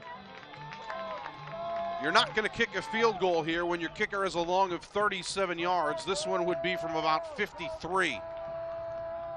They're going to throw it with Ish. Ish in trouble, has to get away from pressure. Going to keep it himself, cuts up the field, fighting to the 30, and that's where he stopped. So short of the line to gain by about 4 yards. It's a turnover on downs, but you have to admire the effort there from Wyatt Ish as he was trying to run for his life and came very close to making something out of nothing. Yeah, and that's been the storyline right now for Prairie. Is really they've just been trying to make something out of nothing, and sometimes that works for you and sometimes it doesn't. Gives us a chance to tell you to tune in every Monday at 6:30 for On Iowa Live here on 9.2 as Scott and the man himself, Sweet Lou Montgomery, will get you ready this time for when the Hawkeyes take on the Buckeyes next weekend. That's Mondays at 6:30. Join us on the southwest side over at Union Station or right here on KCRG 9.2 as a run this time from Sutton Kohler gets them up to the 35-yard line for a gain of 4. Yeah, I tell you, this Prairie team has about 14 sophomores right now on their both off, 7 on the offensive side, 7 on the defensive side as well. So it tells you about the future of the program in terms of where they're going. They're getting some really good varsity experience right now, and I think it's going to pay off for them in the future. This time running again to Kohler, and he doesn't have much place to go, and a flag comes in at the end of the play. So with 3:02 remaining, also worth mentioning, Sutton Kohler is down. So this senior athlete who has contributed both in the passing game with a touchdown catch as well as running the football is down and getting some medical attention. And of course, still the flag to deal with here. Here's the call. During the play, holding, offense, number 29. 10 yards from the spot of the foul. 3rd down. Good to see Sutton coming to his feet as well during that announcement. I mean, a guy who's already contributed. We talked about his touchdown catch near the end of the first half to make things 20-7. And now with 3:02 remaining here in quarter number 3. Hard to believe, Lou, that we're looking at a third quarter that nobody has scored in yet. Yeah, and it is hard to believe because both of these offenses over the last 3 games have really been able to put some pretty impressive points on the board here and there. So it just tells you that these defenses for Prairie has certainly been on the field a long time, and both of these defenses have been very active. Trying to get the ball to Dallas Miller this time in the running game as they run the jet sweep. Now Miller, when he gets the chance to run, usually you can't bring him down that easily. 7 carries for 106 yards coming into tonight's game on the ground. So more than 10 yards a carry for this guy when he gets it. But amazingly enough, held this time to only a gain of 4. So it's going to be 3rd and 9 with about 2 minutes remaining here in our third quarter. Aaron Scheinblum, Sweet Lou Montgomery, glad to be with you here for our game of the week on KCRG 9.2. Reese Reddick takes the snap, looking over the middle, deflected away. That was a great job by Tyler Beck again. He's made a couple of really big tackles. Here he is on 3rd down, coming up with a pass breakup. Yeah, a nice defensive play there. You'll see from a technique perspective, instead of reaching across, he uses the arm that's closest to the ball to deflect the ball, which is great. That's great technique from a defensive back and puts the Lightning into a punting situation. Here's what's crazy is the punt will go away, and it will be returned just inside the 30-yard line. One more time, getting a chance to see Denzel Green one more time. It is worth mentioning, Lou, Liberty only punted 4 times in their first 4 games. That was punt number 4 on tonight alone. Yeah.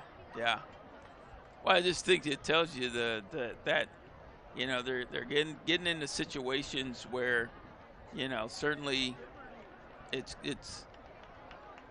going to be more important for them to punt the ball away versus, you know, trying to run it on 4th down.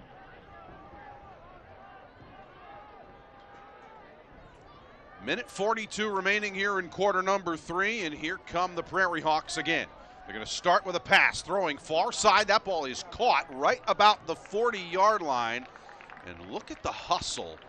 And give credit to the defense for everybody collapsing, but Drew Bennis able to get his 3rd catch. He was the team leader in catches coming into tonight, and currently him and Green are now tied for that honor. Yeah.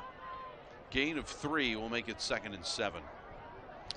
Well, and you know, Prairie right now needs to get, like I said, they just keep finding these momentum busters. And, you know, like I said, it could ultimately be certainly a 6-point ball game. But again, they had a momentum buster because they made a mistake. So here we go again, another inside handoff, trying to get things going on the ground. But good job defensively as that time, working it to Quentin Alexander. But he just didn't have anywhere to go. It's a loss of 1. And likely one more play here before we reach the end of our 3rd quarter.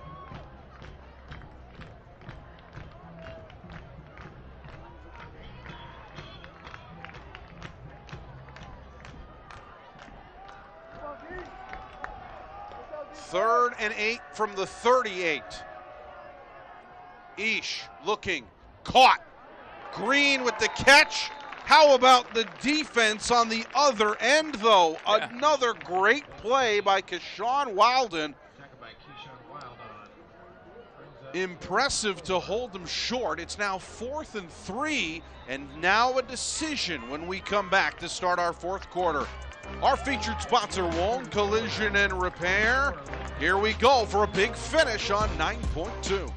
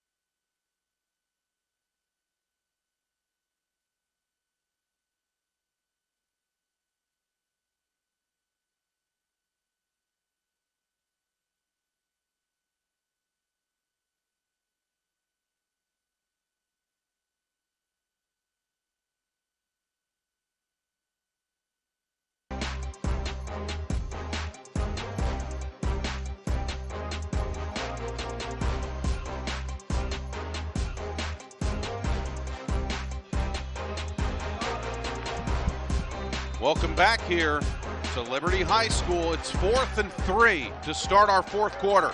And an I formation situation here for the Prairie Hawks.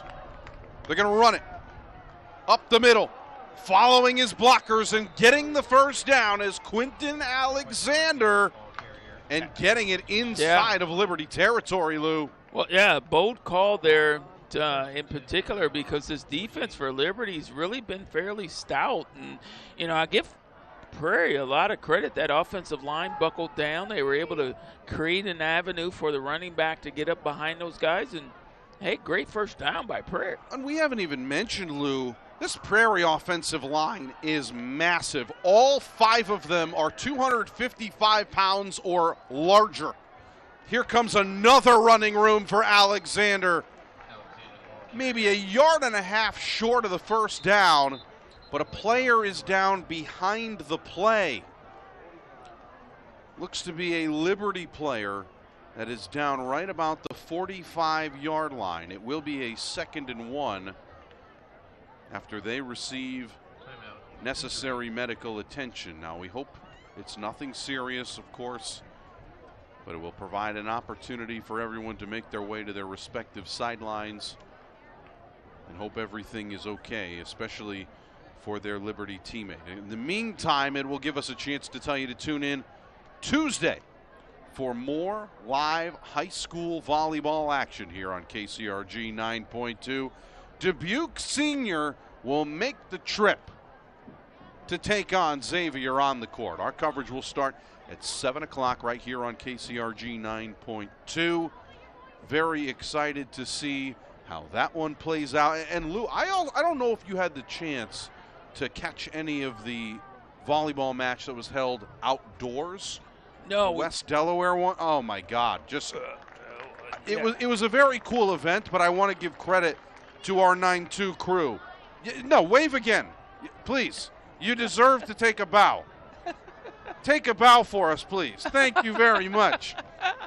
What they've been able to put together, what we do here on 9.2, it really provides a spectacle to a lot of these events that you otherwise wouldn't be able to get. Yeah, absolutely. And they, our entire crew just does an incredible job of across the board. There's our camera guys. Yeah, Frank deserving to wave as well. Yeah, Frank's one of our longtime guys. That's been around for a while. Certainly great to have him a part of the crew. But how we set up and break down these games and the coverage that we get across the area is great. I think that's Justin down there as well.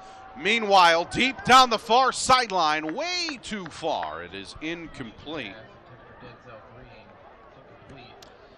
Well, they wanted they had their eye on Green, and Green's their guy.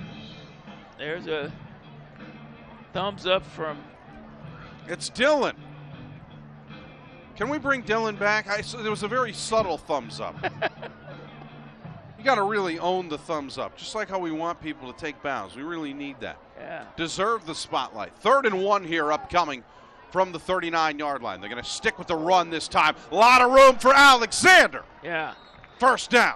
Oh, we haven't called Alexander at all in the first half, and he's a nice-looking running back in terms of he's a senior. 6 feet, 185-pounder. Well, and the real question is he averages nearly 10 yards a carry. 10 carries for 98 yards and 2 touchdowns. Now it's the Alexander show. Yeah. And he's a patient runner. I mean, from what I'm noticing so far, he's very patient and gets behind those guys and certainly gets upfield. So here we go, new set of downs. 1st and 10 from the 28-yard line. Play action. Here comes Ish. Ish rolling deep over the middle. Has a receiver. It's incomplete. Goes right through the hands of the tight end, Bennett Cook. Yeah. They had him. Yeah, that was the one right there that could have helped. We'll take another look at it. Obviously a tough throw to make going across your body, but there he was. Yeah. That close to making this a 1-score game. Well, there's still plenty of time left on the clock, and it looks like Prairie's defense is really starting to step up and find an answer to kind of stop the offensive side of Liberty. But also right now, this is an opportunity for Prairie to possibly get some points on the board. But there's that Liberty defense that continues to show up. Yeah, it can. This time, Landon Bell, the team leader in tackles for this team. Finally, we get a chance to call his name. It's a loss of 2 as he gets behind the line of scrimmage. 3rd and 12. Now coming with 10 minutes to go. And now you think about that punt return that came all the way back You think about the touchdown that could have been over the middle. We could be looking at a tie game, if not a 1-point lead for Prairie if they hit their kicks. Trying to run it up the middle, bouncing off. Look who's back, it's B.J. Bush. And he fights forward to about the 22-yard line, maybe the 23. Yeah. Either way, it's 4th down. Yeah, nice run there by Bush. Gets in behind there. You think he got him stopped, and he takes it out to the edge.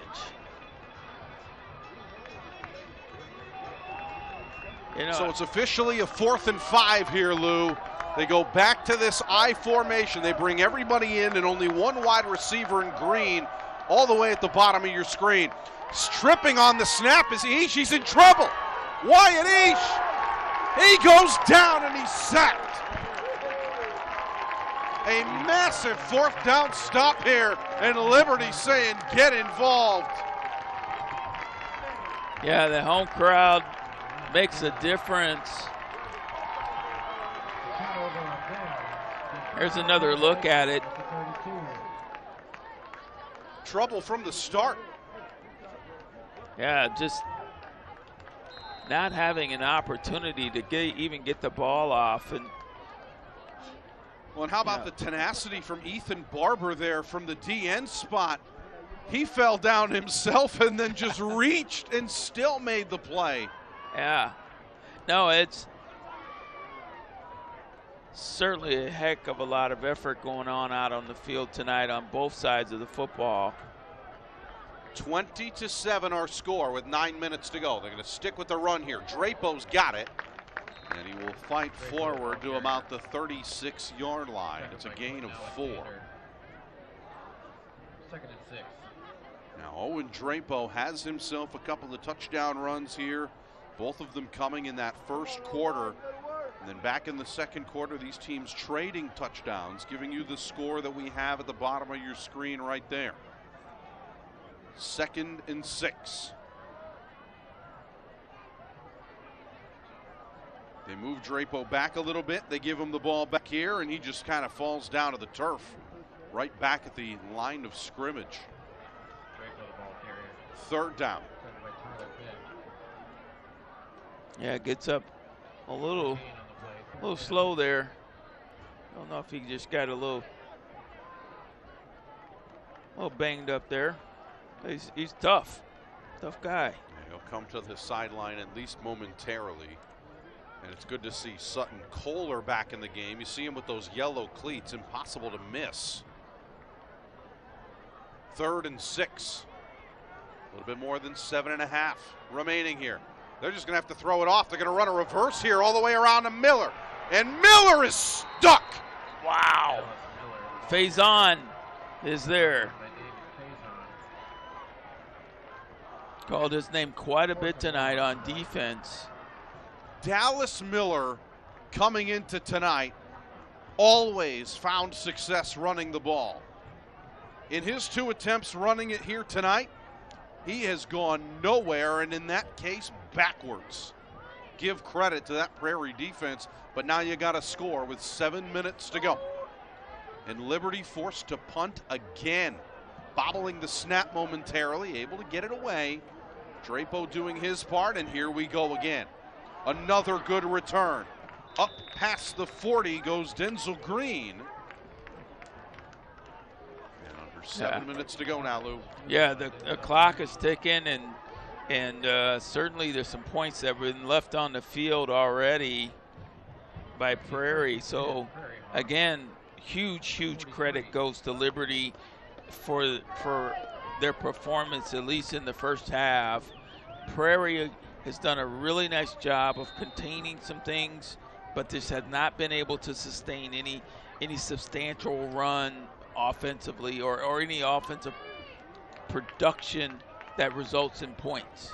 And I think that's the downfall that they're having right now, is the sustainability of getting the ball in the end zone. Under 7 minutes to go here.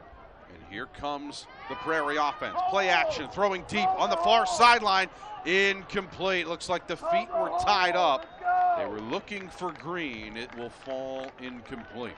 Gives us a chance to tell you to tune in next Friday night for our next edition of Friday Night Lights live here on KCRG 9.2. Our game of the week features Solon and Benton Community. What a fun one that will be. Sweet Lou and I will be right back with you with our coverage kicking off at 7:30 here on KCRG 9.2. 2nd and 10 here as they kind of split out 3 wide receivers, including the big tight end David Faison. They're going to stick with the pass here. They're going to look for him. It's picked off and intercepted. Stepping in the way and coming up with it was Sutton Kohler, and that's a big turnover. Yeah. They finally looked for the tight end. Everybody was ready for it. Yeah, everybody was looking for it, and we'll take another look at it here. Really wanted to just loft it up there. Really didn't give Faison an opportunity. I probably would have tried to zip that ball, put a little bit less trajectory on it so it doesn't kind of get up there and float. But what does it say about Faison where a guy doesn't have a single catch tonight and they double cover him in a situation like that? Yeah, they had 2 guys right there in the area. They've certainly watched some film. I would say that is classic preparation here. 6.5 to go. They're going to run it up the middle here. Kohler's got it again. Kohler dancing in the backfield, fighting forward now up to the 39-yard line. A hard-earned run of 4 yards to make it 2nd and 6. Now he does go out of bounds, so it will stop the clock, which certainly will help Prairie.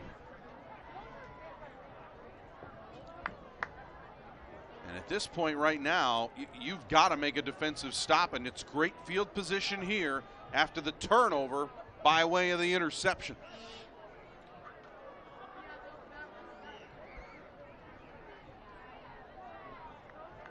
Second and 6.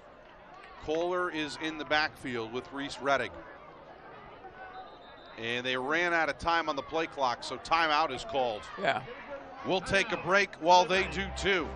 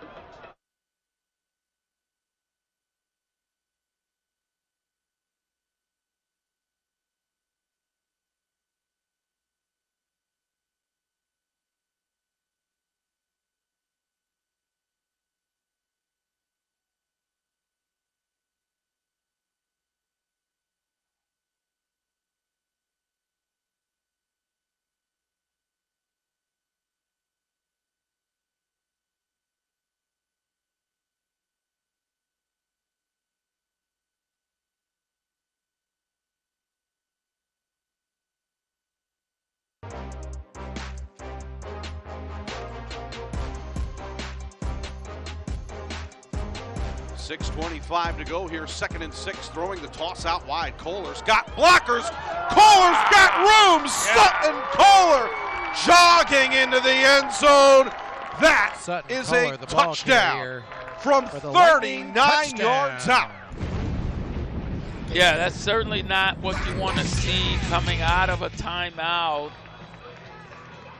If you're Prairie, certainly there's something that Liberty saw. You got a massive group of guys out in front blocking for him, and he just skirts it down the sideline, smooth as butter. Sutton Kohler had a touchdown catch, now gets a touchdown run, and that with 6 minutes and 15 seconds remaining. That may put this one on ice, but not before we see a flag here on the extra point attempt. Yeah, I think that was on the defensive side.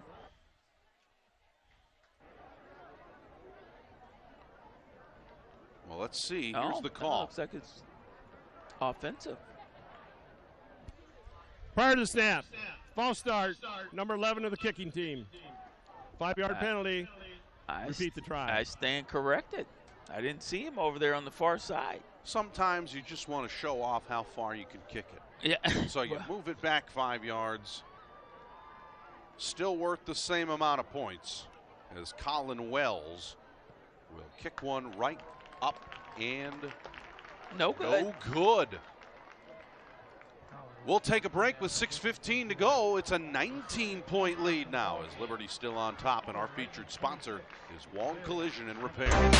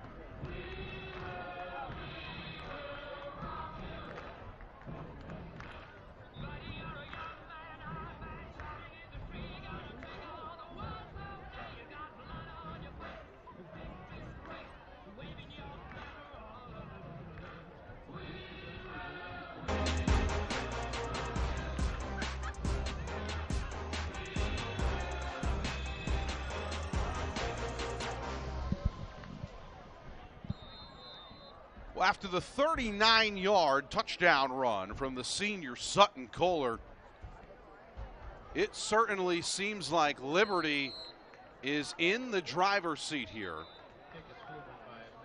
as that one just simply squibbed to about the 32, maybe the 33-yard line.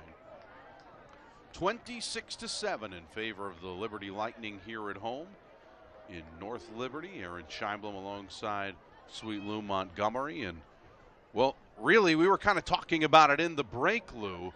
I mean, it's a 3-possession game. Prairie with those 3 turnovers, that's the difference right there. Yeah, it really is a difference maker. I mean, you think about the turnovers that they gave up, and then also the long punt return there.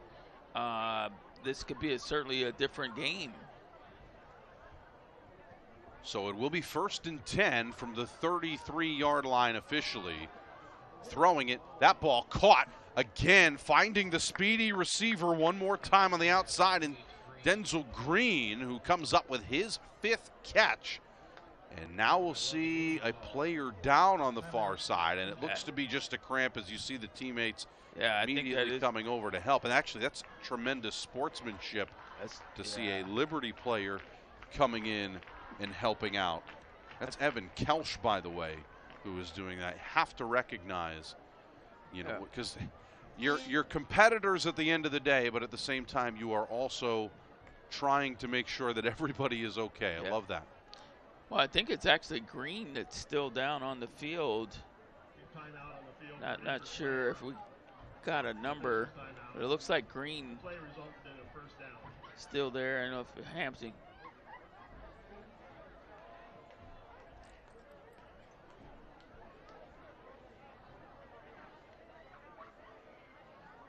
We'll take a break while the player is attended to.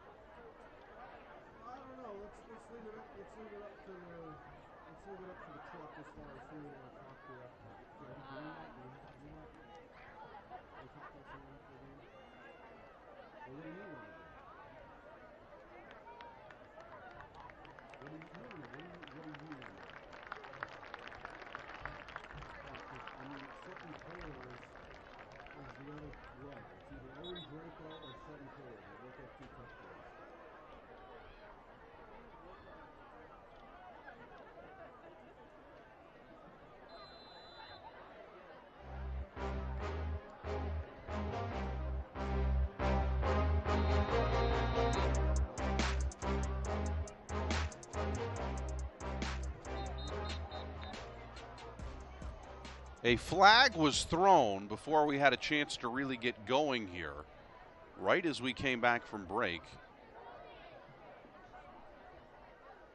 Here's the call. Substitution infraction. Defense. 12 men on the field prior to the play. Penalty. Still first down. At the very least, a penalty that just frustrates you. I see you shaking your head, Lou. I know. That's just me. So 1st and 5 now as the clock will continue to run. Here's an inside handoff one more time. Alexander able to bounce it to the outside, now fighting back towards the inside. I am really impressed, Lou, with the way in which Quentin Alexander has run the ball. Yeah. Obviously, they have a lot of really good options running the ball between B.J. Bush. Talon Jackson has done a good job. But now they're showing off what Quentin can do, too. Yeah. He's kind of been a silent back tonight. I mean, he's always running north and south. He does a good job of patiently waiting for his blockers to get in front of him. Like I said, he's a kind of this three-headed monster that they got at the running back spot. Got to move quickly, though, with 5:20 remaining. Stepping up is Ish. Ish still in trouble, getting chased and just has to throw it away. Yeah, smart play there. Really smart play. Let's throw it out of bounds, and nothing was there. Yeah, but he took a hit in the process, too. Taha Nasser was right all over it. You know, I was looking at Prairie's offensive line, and what crossed my mind was Javon Donald, sophomore. Yeah. 6'5", 320 pounds, number 77. You see him on that far side of the line there over at the left tackle spot. Yeah. And I'm just curious. Little pass off here to Max Schweiger. Nice.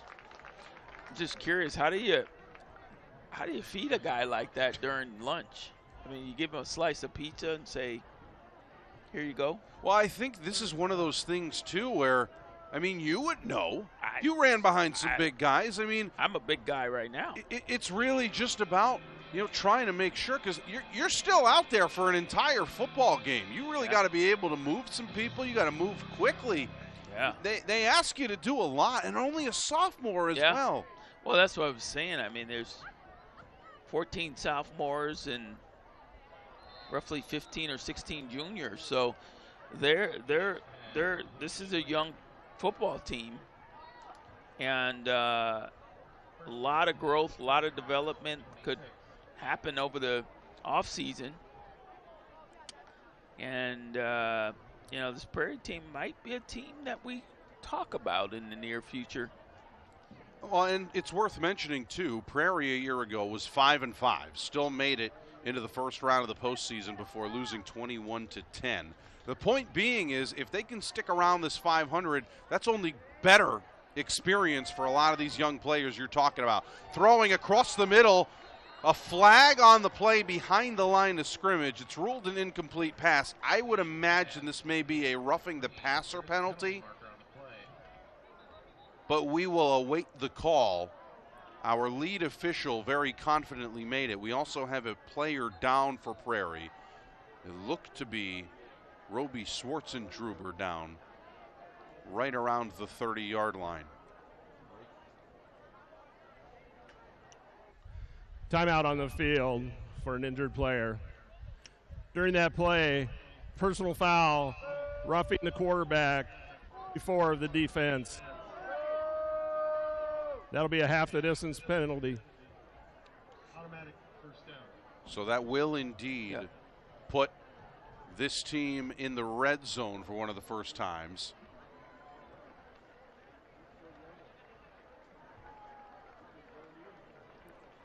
So with under 4 minutes remaining here, at the very least, will give us a chance to tell you about one of the special things that we do here at KCRG. We want you to help keep kids warm this winter with the KCRG Coats for Kids program. You can find all the information on how to donate coats or funds at kcrg.com or right there at the bottom of your screen.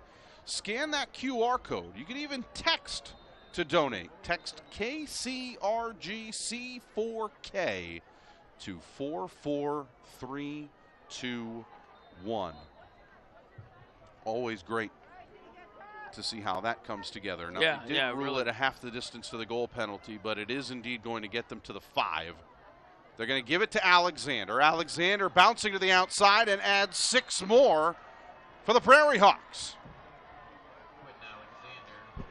Yeah, just Quentin just does that. I was questioning where he's been all night. We really didn't see him pick up any carries until here in the second half. As you get one more look at it, this guy can really do it all, Lou. He bounces really well, quick feet. Yeah. He's got good speed. Takes it around the corner there. So with 3:44 remaining, the extra point would make it a 12-point game. It is up and good with 3:44 remaining. We take a break and get ready.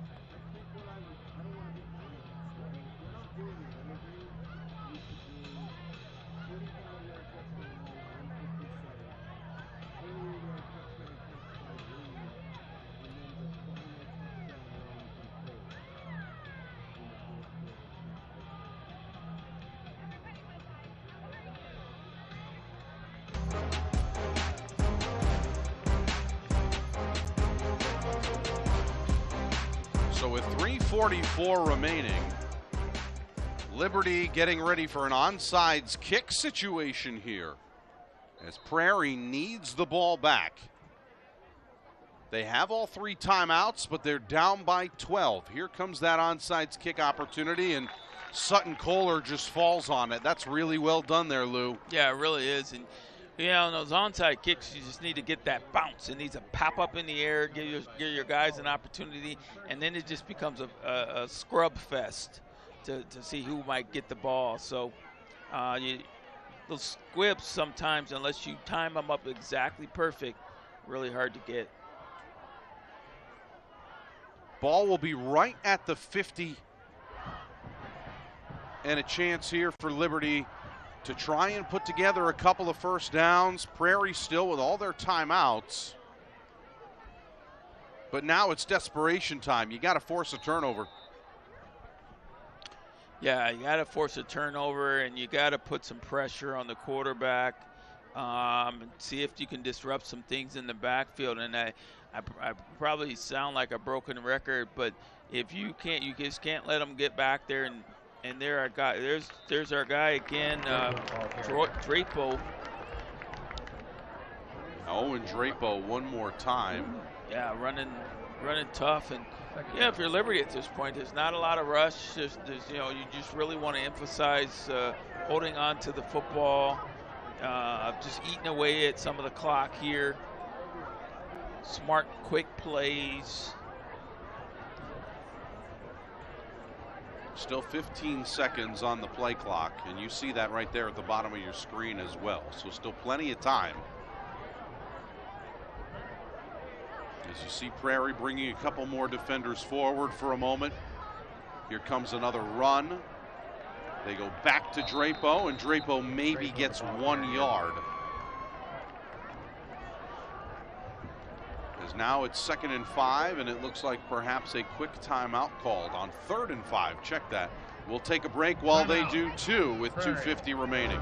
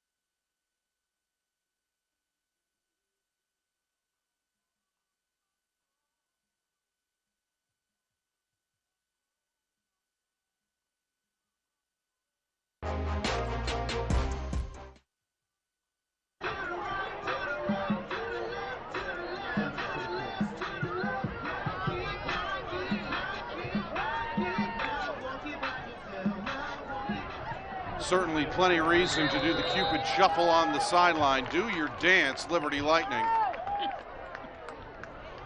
As they are up by 14 here with 2:50 remaining in our game. A couple of first downs and this one is over. They're going to go with Reddick. He will keep it himself and he's in trouble. And that will stop him way behind the line of scrimmage. Give credit on the defensive effort for Max Schweiger to get there. Yeah. Well, and I'll tell you, this Prairie team is not giving up, and I think that says a lot about the character of their football team. Certainly, you know, the guys could, start to wind things down, but they're keeping things relentless, and they're doing a really nice job of playing through the end of the play, you know. Prairie's still with one timeout remaining here, so that will likely force a punt, and they were very close to running one back. Maybe history might repeat itself one more time, and in the meantime, gives us a chance to tell you to tune in Wednesday night at 6:30 for Hawk Talk with Kirk Ferentz. You'll hear Coach and Gary Dolphin get you ready for each upcoming game. Wednesdays at 6:30 right here on KCRG 9.2. Obviously, not much to discuss for any potential game this weekend, but gives them an extra week to prepare for the Ohio State Buckeyes. Yeah, of course, interested to hear you guys talk about that as well on Monday for On Iowa Live, but to get to hear from Coach and Dolph as well will be great. And here we are, 4th and 11. Low snap, in trouble is Drapo. Drapo's going to try and run for it. Flag on the play. Thrown right about the 47-yard line.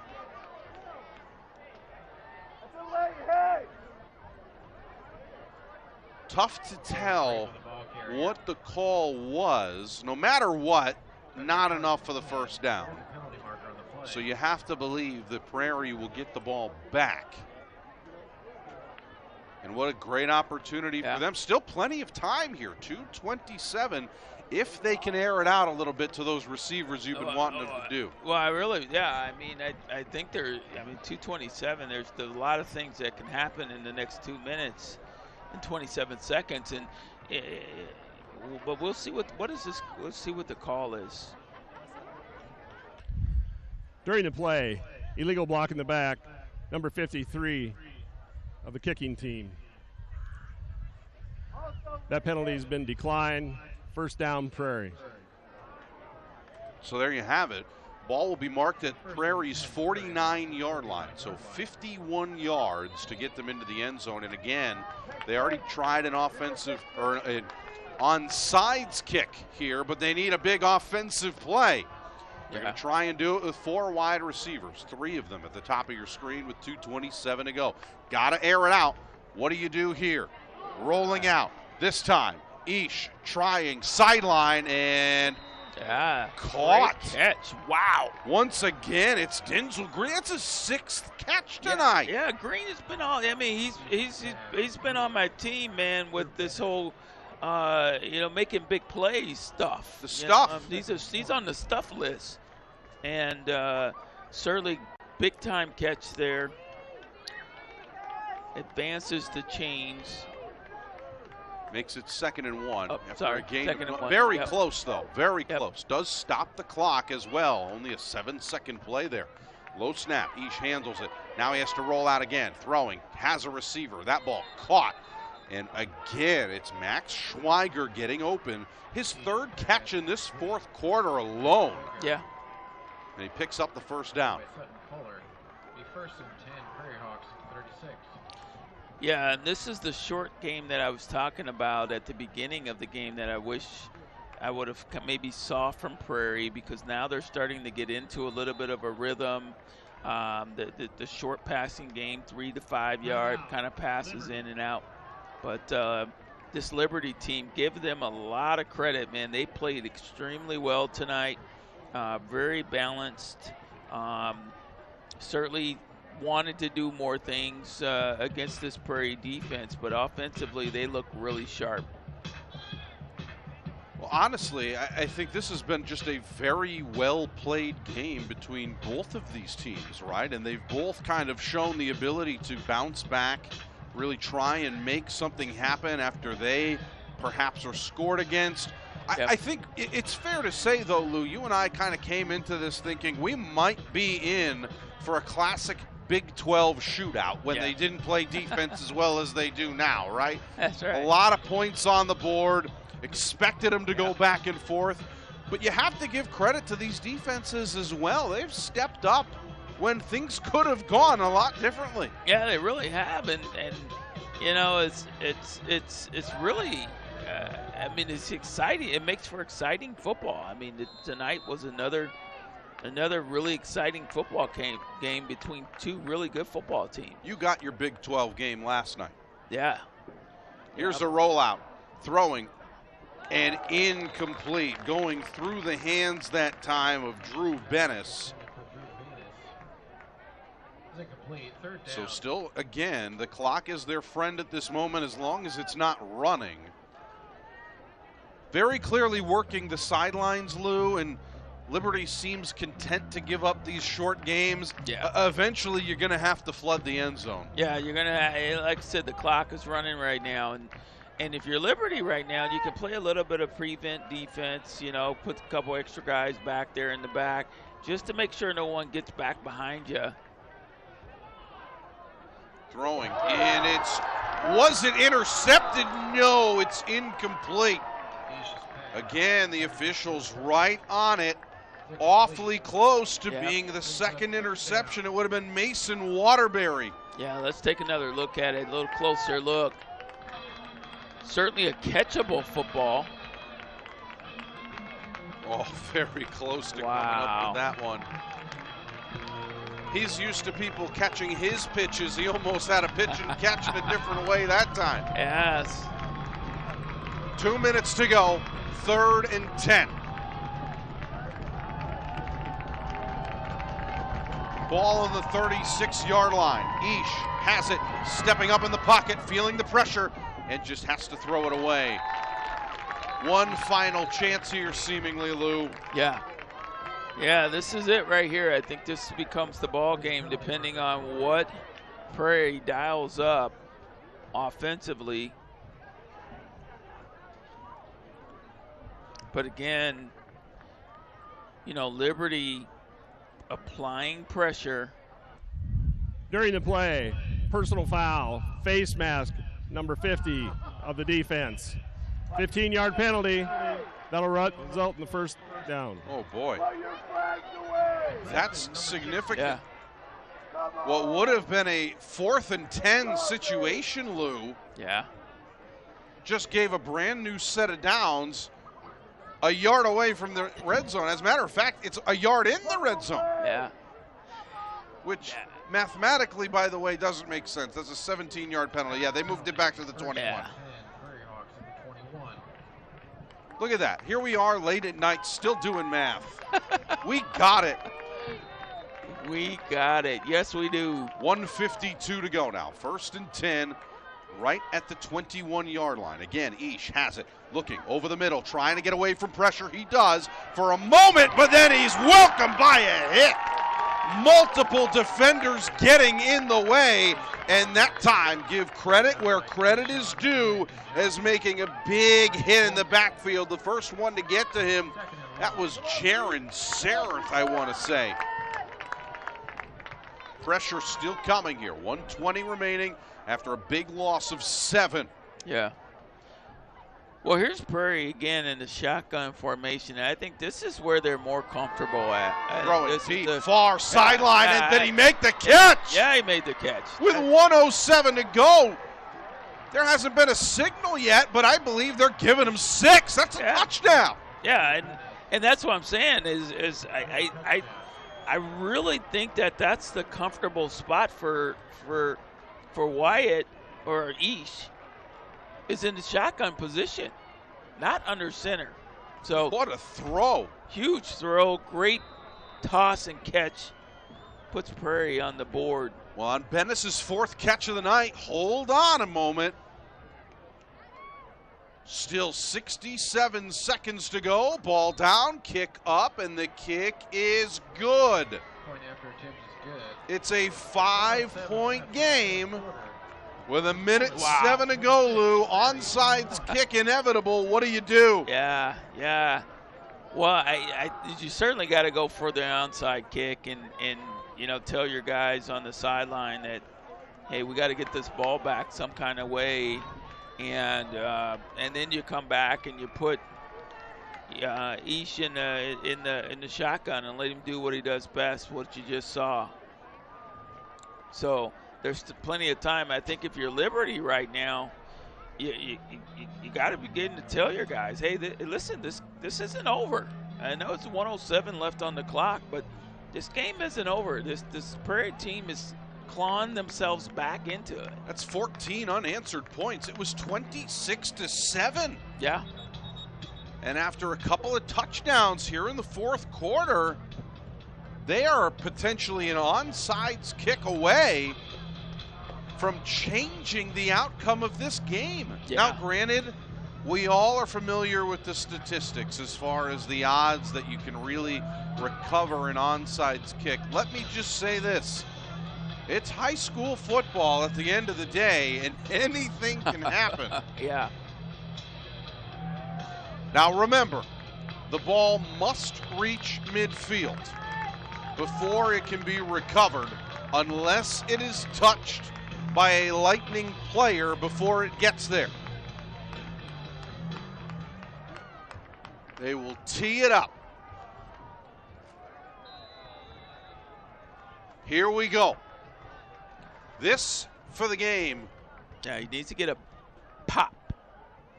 And that one had a big bounce to it. It is touched by Miller, but it goes out of bounds. So Liberty will take over.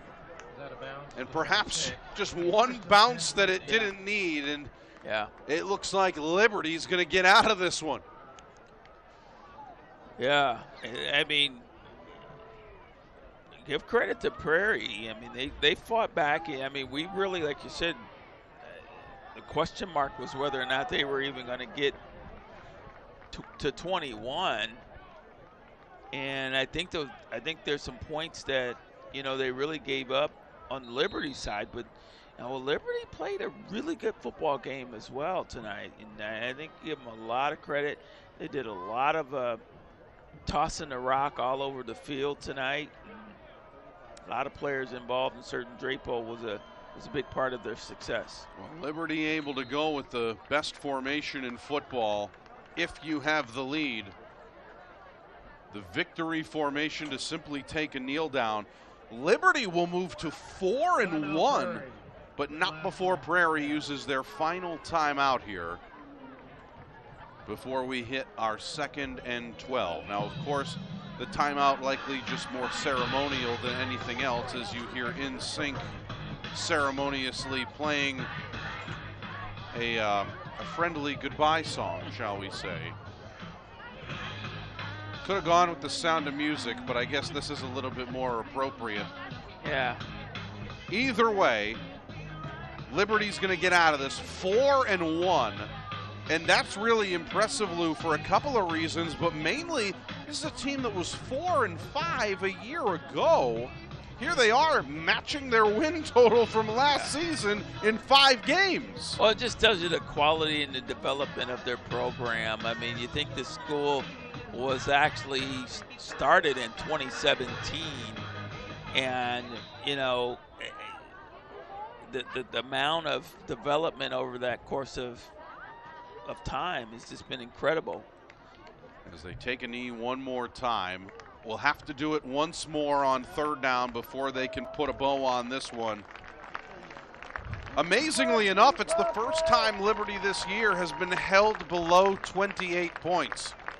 26 ain't bad if you're coming away with the win, however.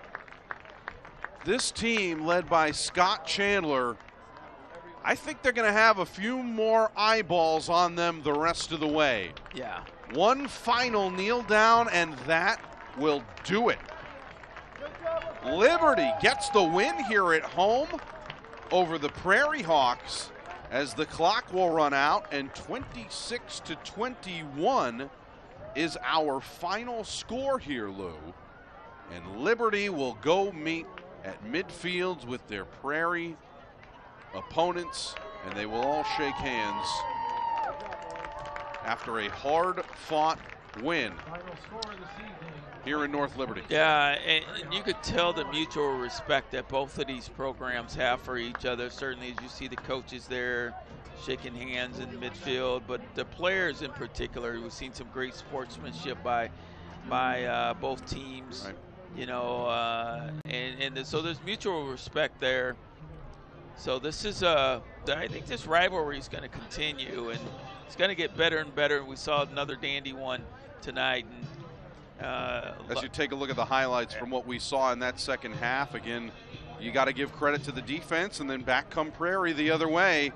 This was the one that was so close, Lou. Yeah, that was critical. That was critical. He'll have nightmares about that one tonight because he had a 6. Could have changed the game. This time it was the defense from Liberty coming up with a big play. And that's the thing. It's both of these teams were making big play after big play. And then it would eventually set this one up, another big play on defense. Yeah, that one he wanted to go to his favorite guy, Faison, but that one got away from him. And here's another touchdown run by Liberty just around the edge there. Got those blockers out in front of him. So, you know. Well, and at that point, we thought that would put this game on ice, but back they came the other way. This was Alexander with a touchdown run, cut it to 26-14, and then just a few minutes later, they came back with another touchdown, Lou, on this pretty throw. Yeah, really, really good throw and catch. I mean, just that shows you the speed out there at the receiver spot. That's what I was questioning all the game long, is why didn't you go to those guys more often, you know? And I know it's part of it's just the protection, but you know, I think you got to find some ways to get those guys involved. 26-21, our final score in this one. Well, we thank you for watching wherever you may have been watching us from on a very special night here at Liberty High School. They ran the game ball all the way from the University of Iowa Hospital in Iowa City. Had a chance to meet our kid captain. At one point there was fire, but lightning continuing to strike, and they are now 4-1 here at Liberty High School as they get the win 26-21 over the Prairie Hawks, who fall to 2-3. For everyone on a camera, everyone in the truck, worthy of another bow. And Sweet Lou Montgomery alongside. I'm Aaron Scheinblum. Thank you so much for watching. We'll see you next time right here on KCRG 9.2.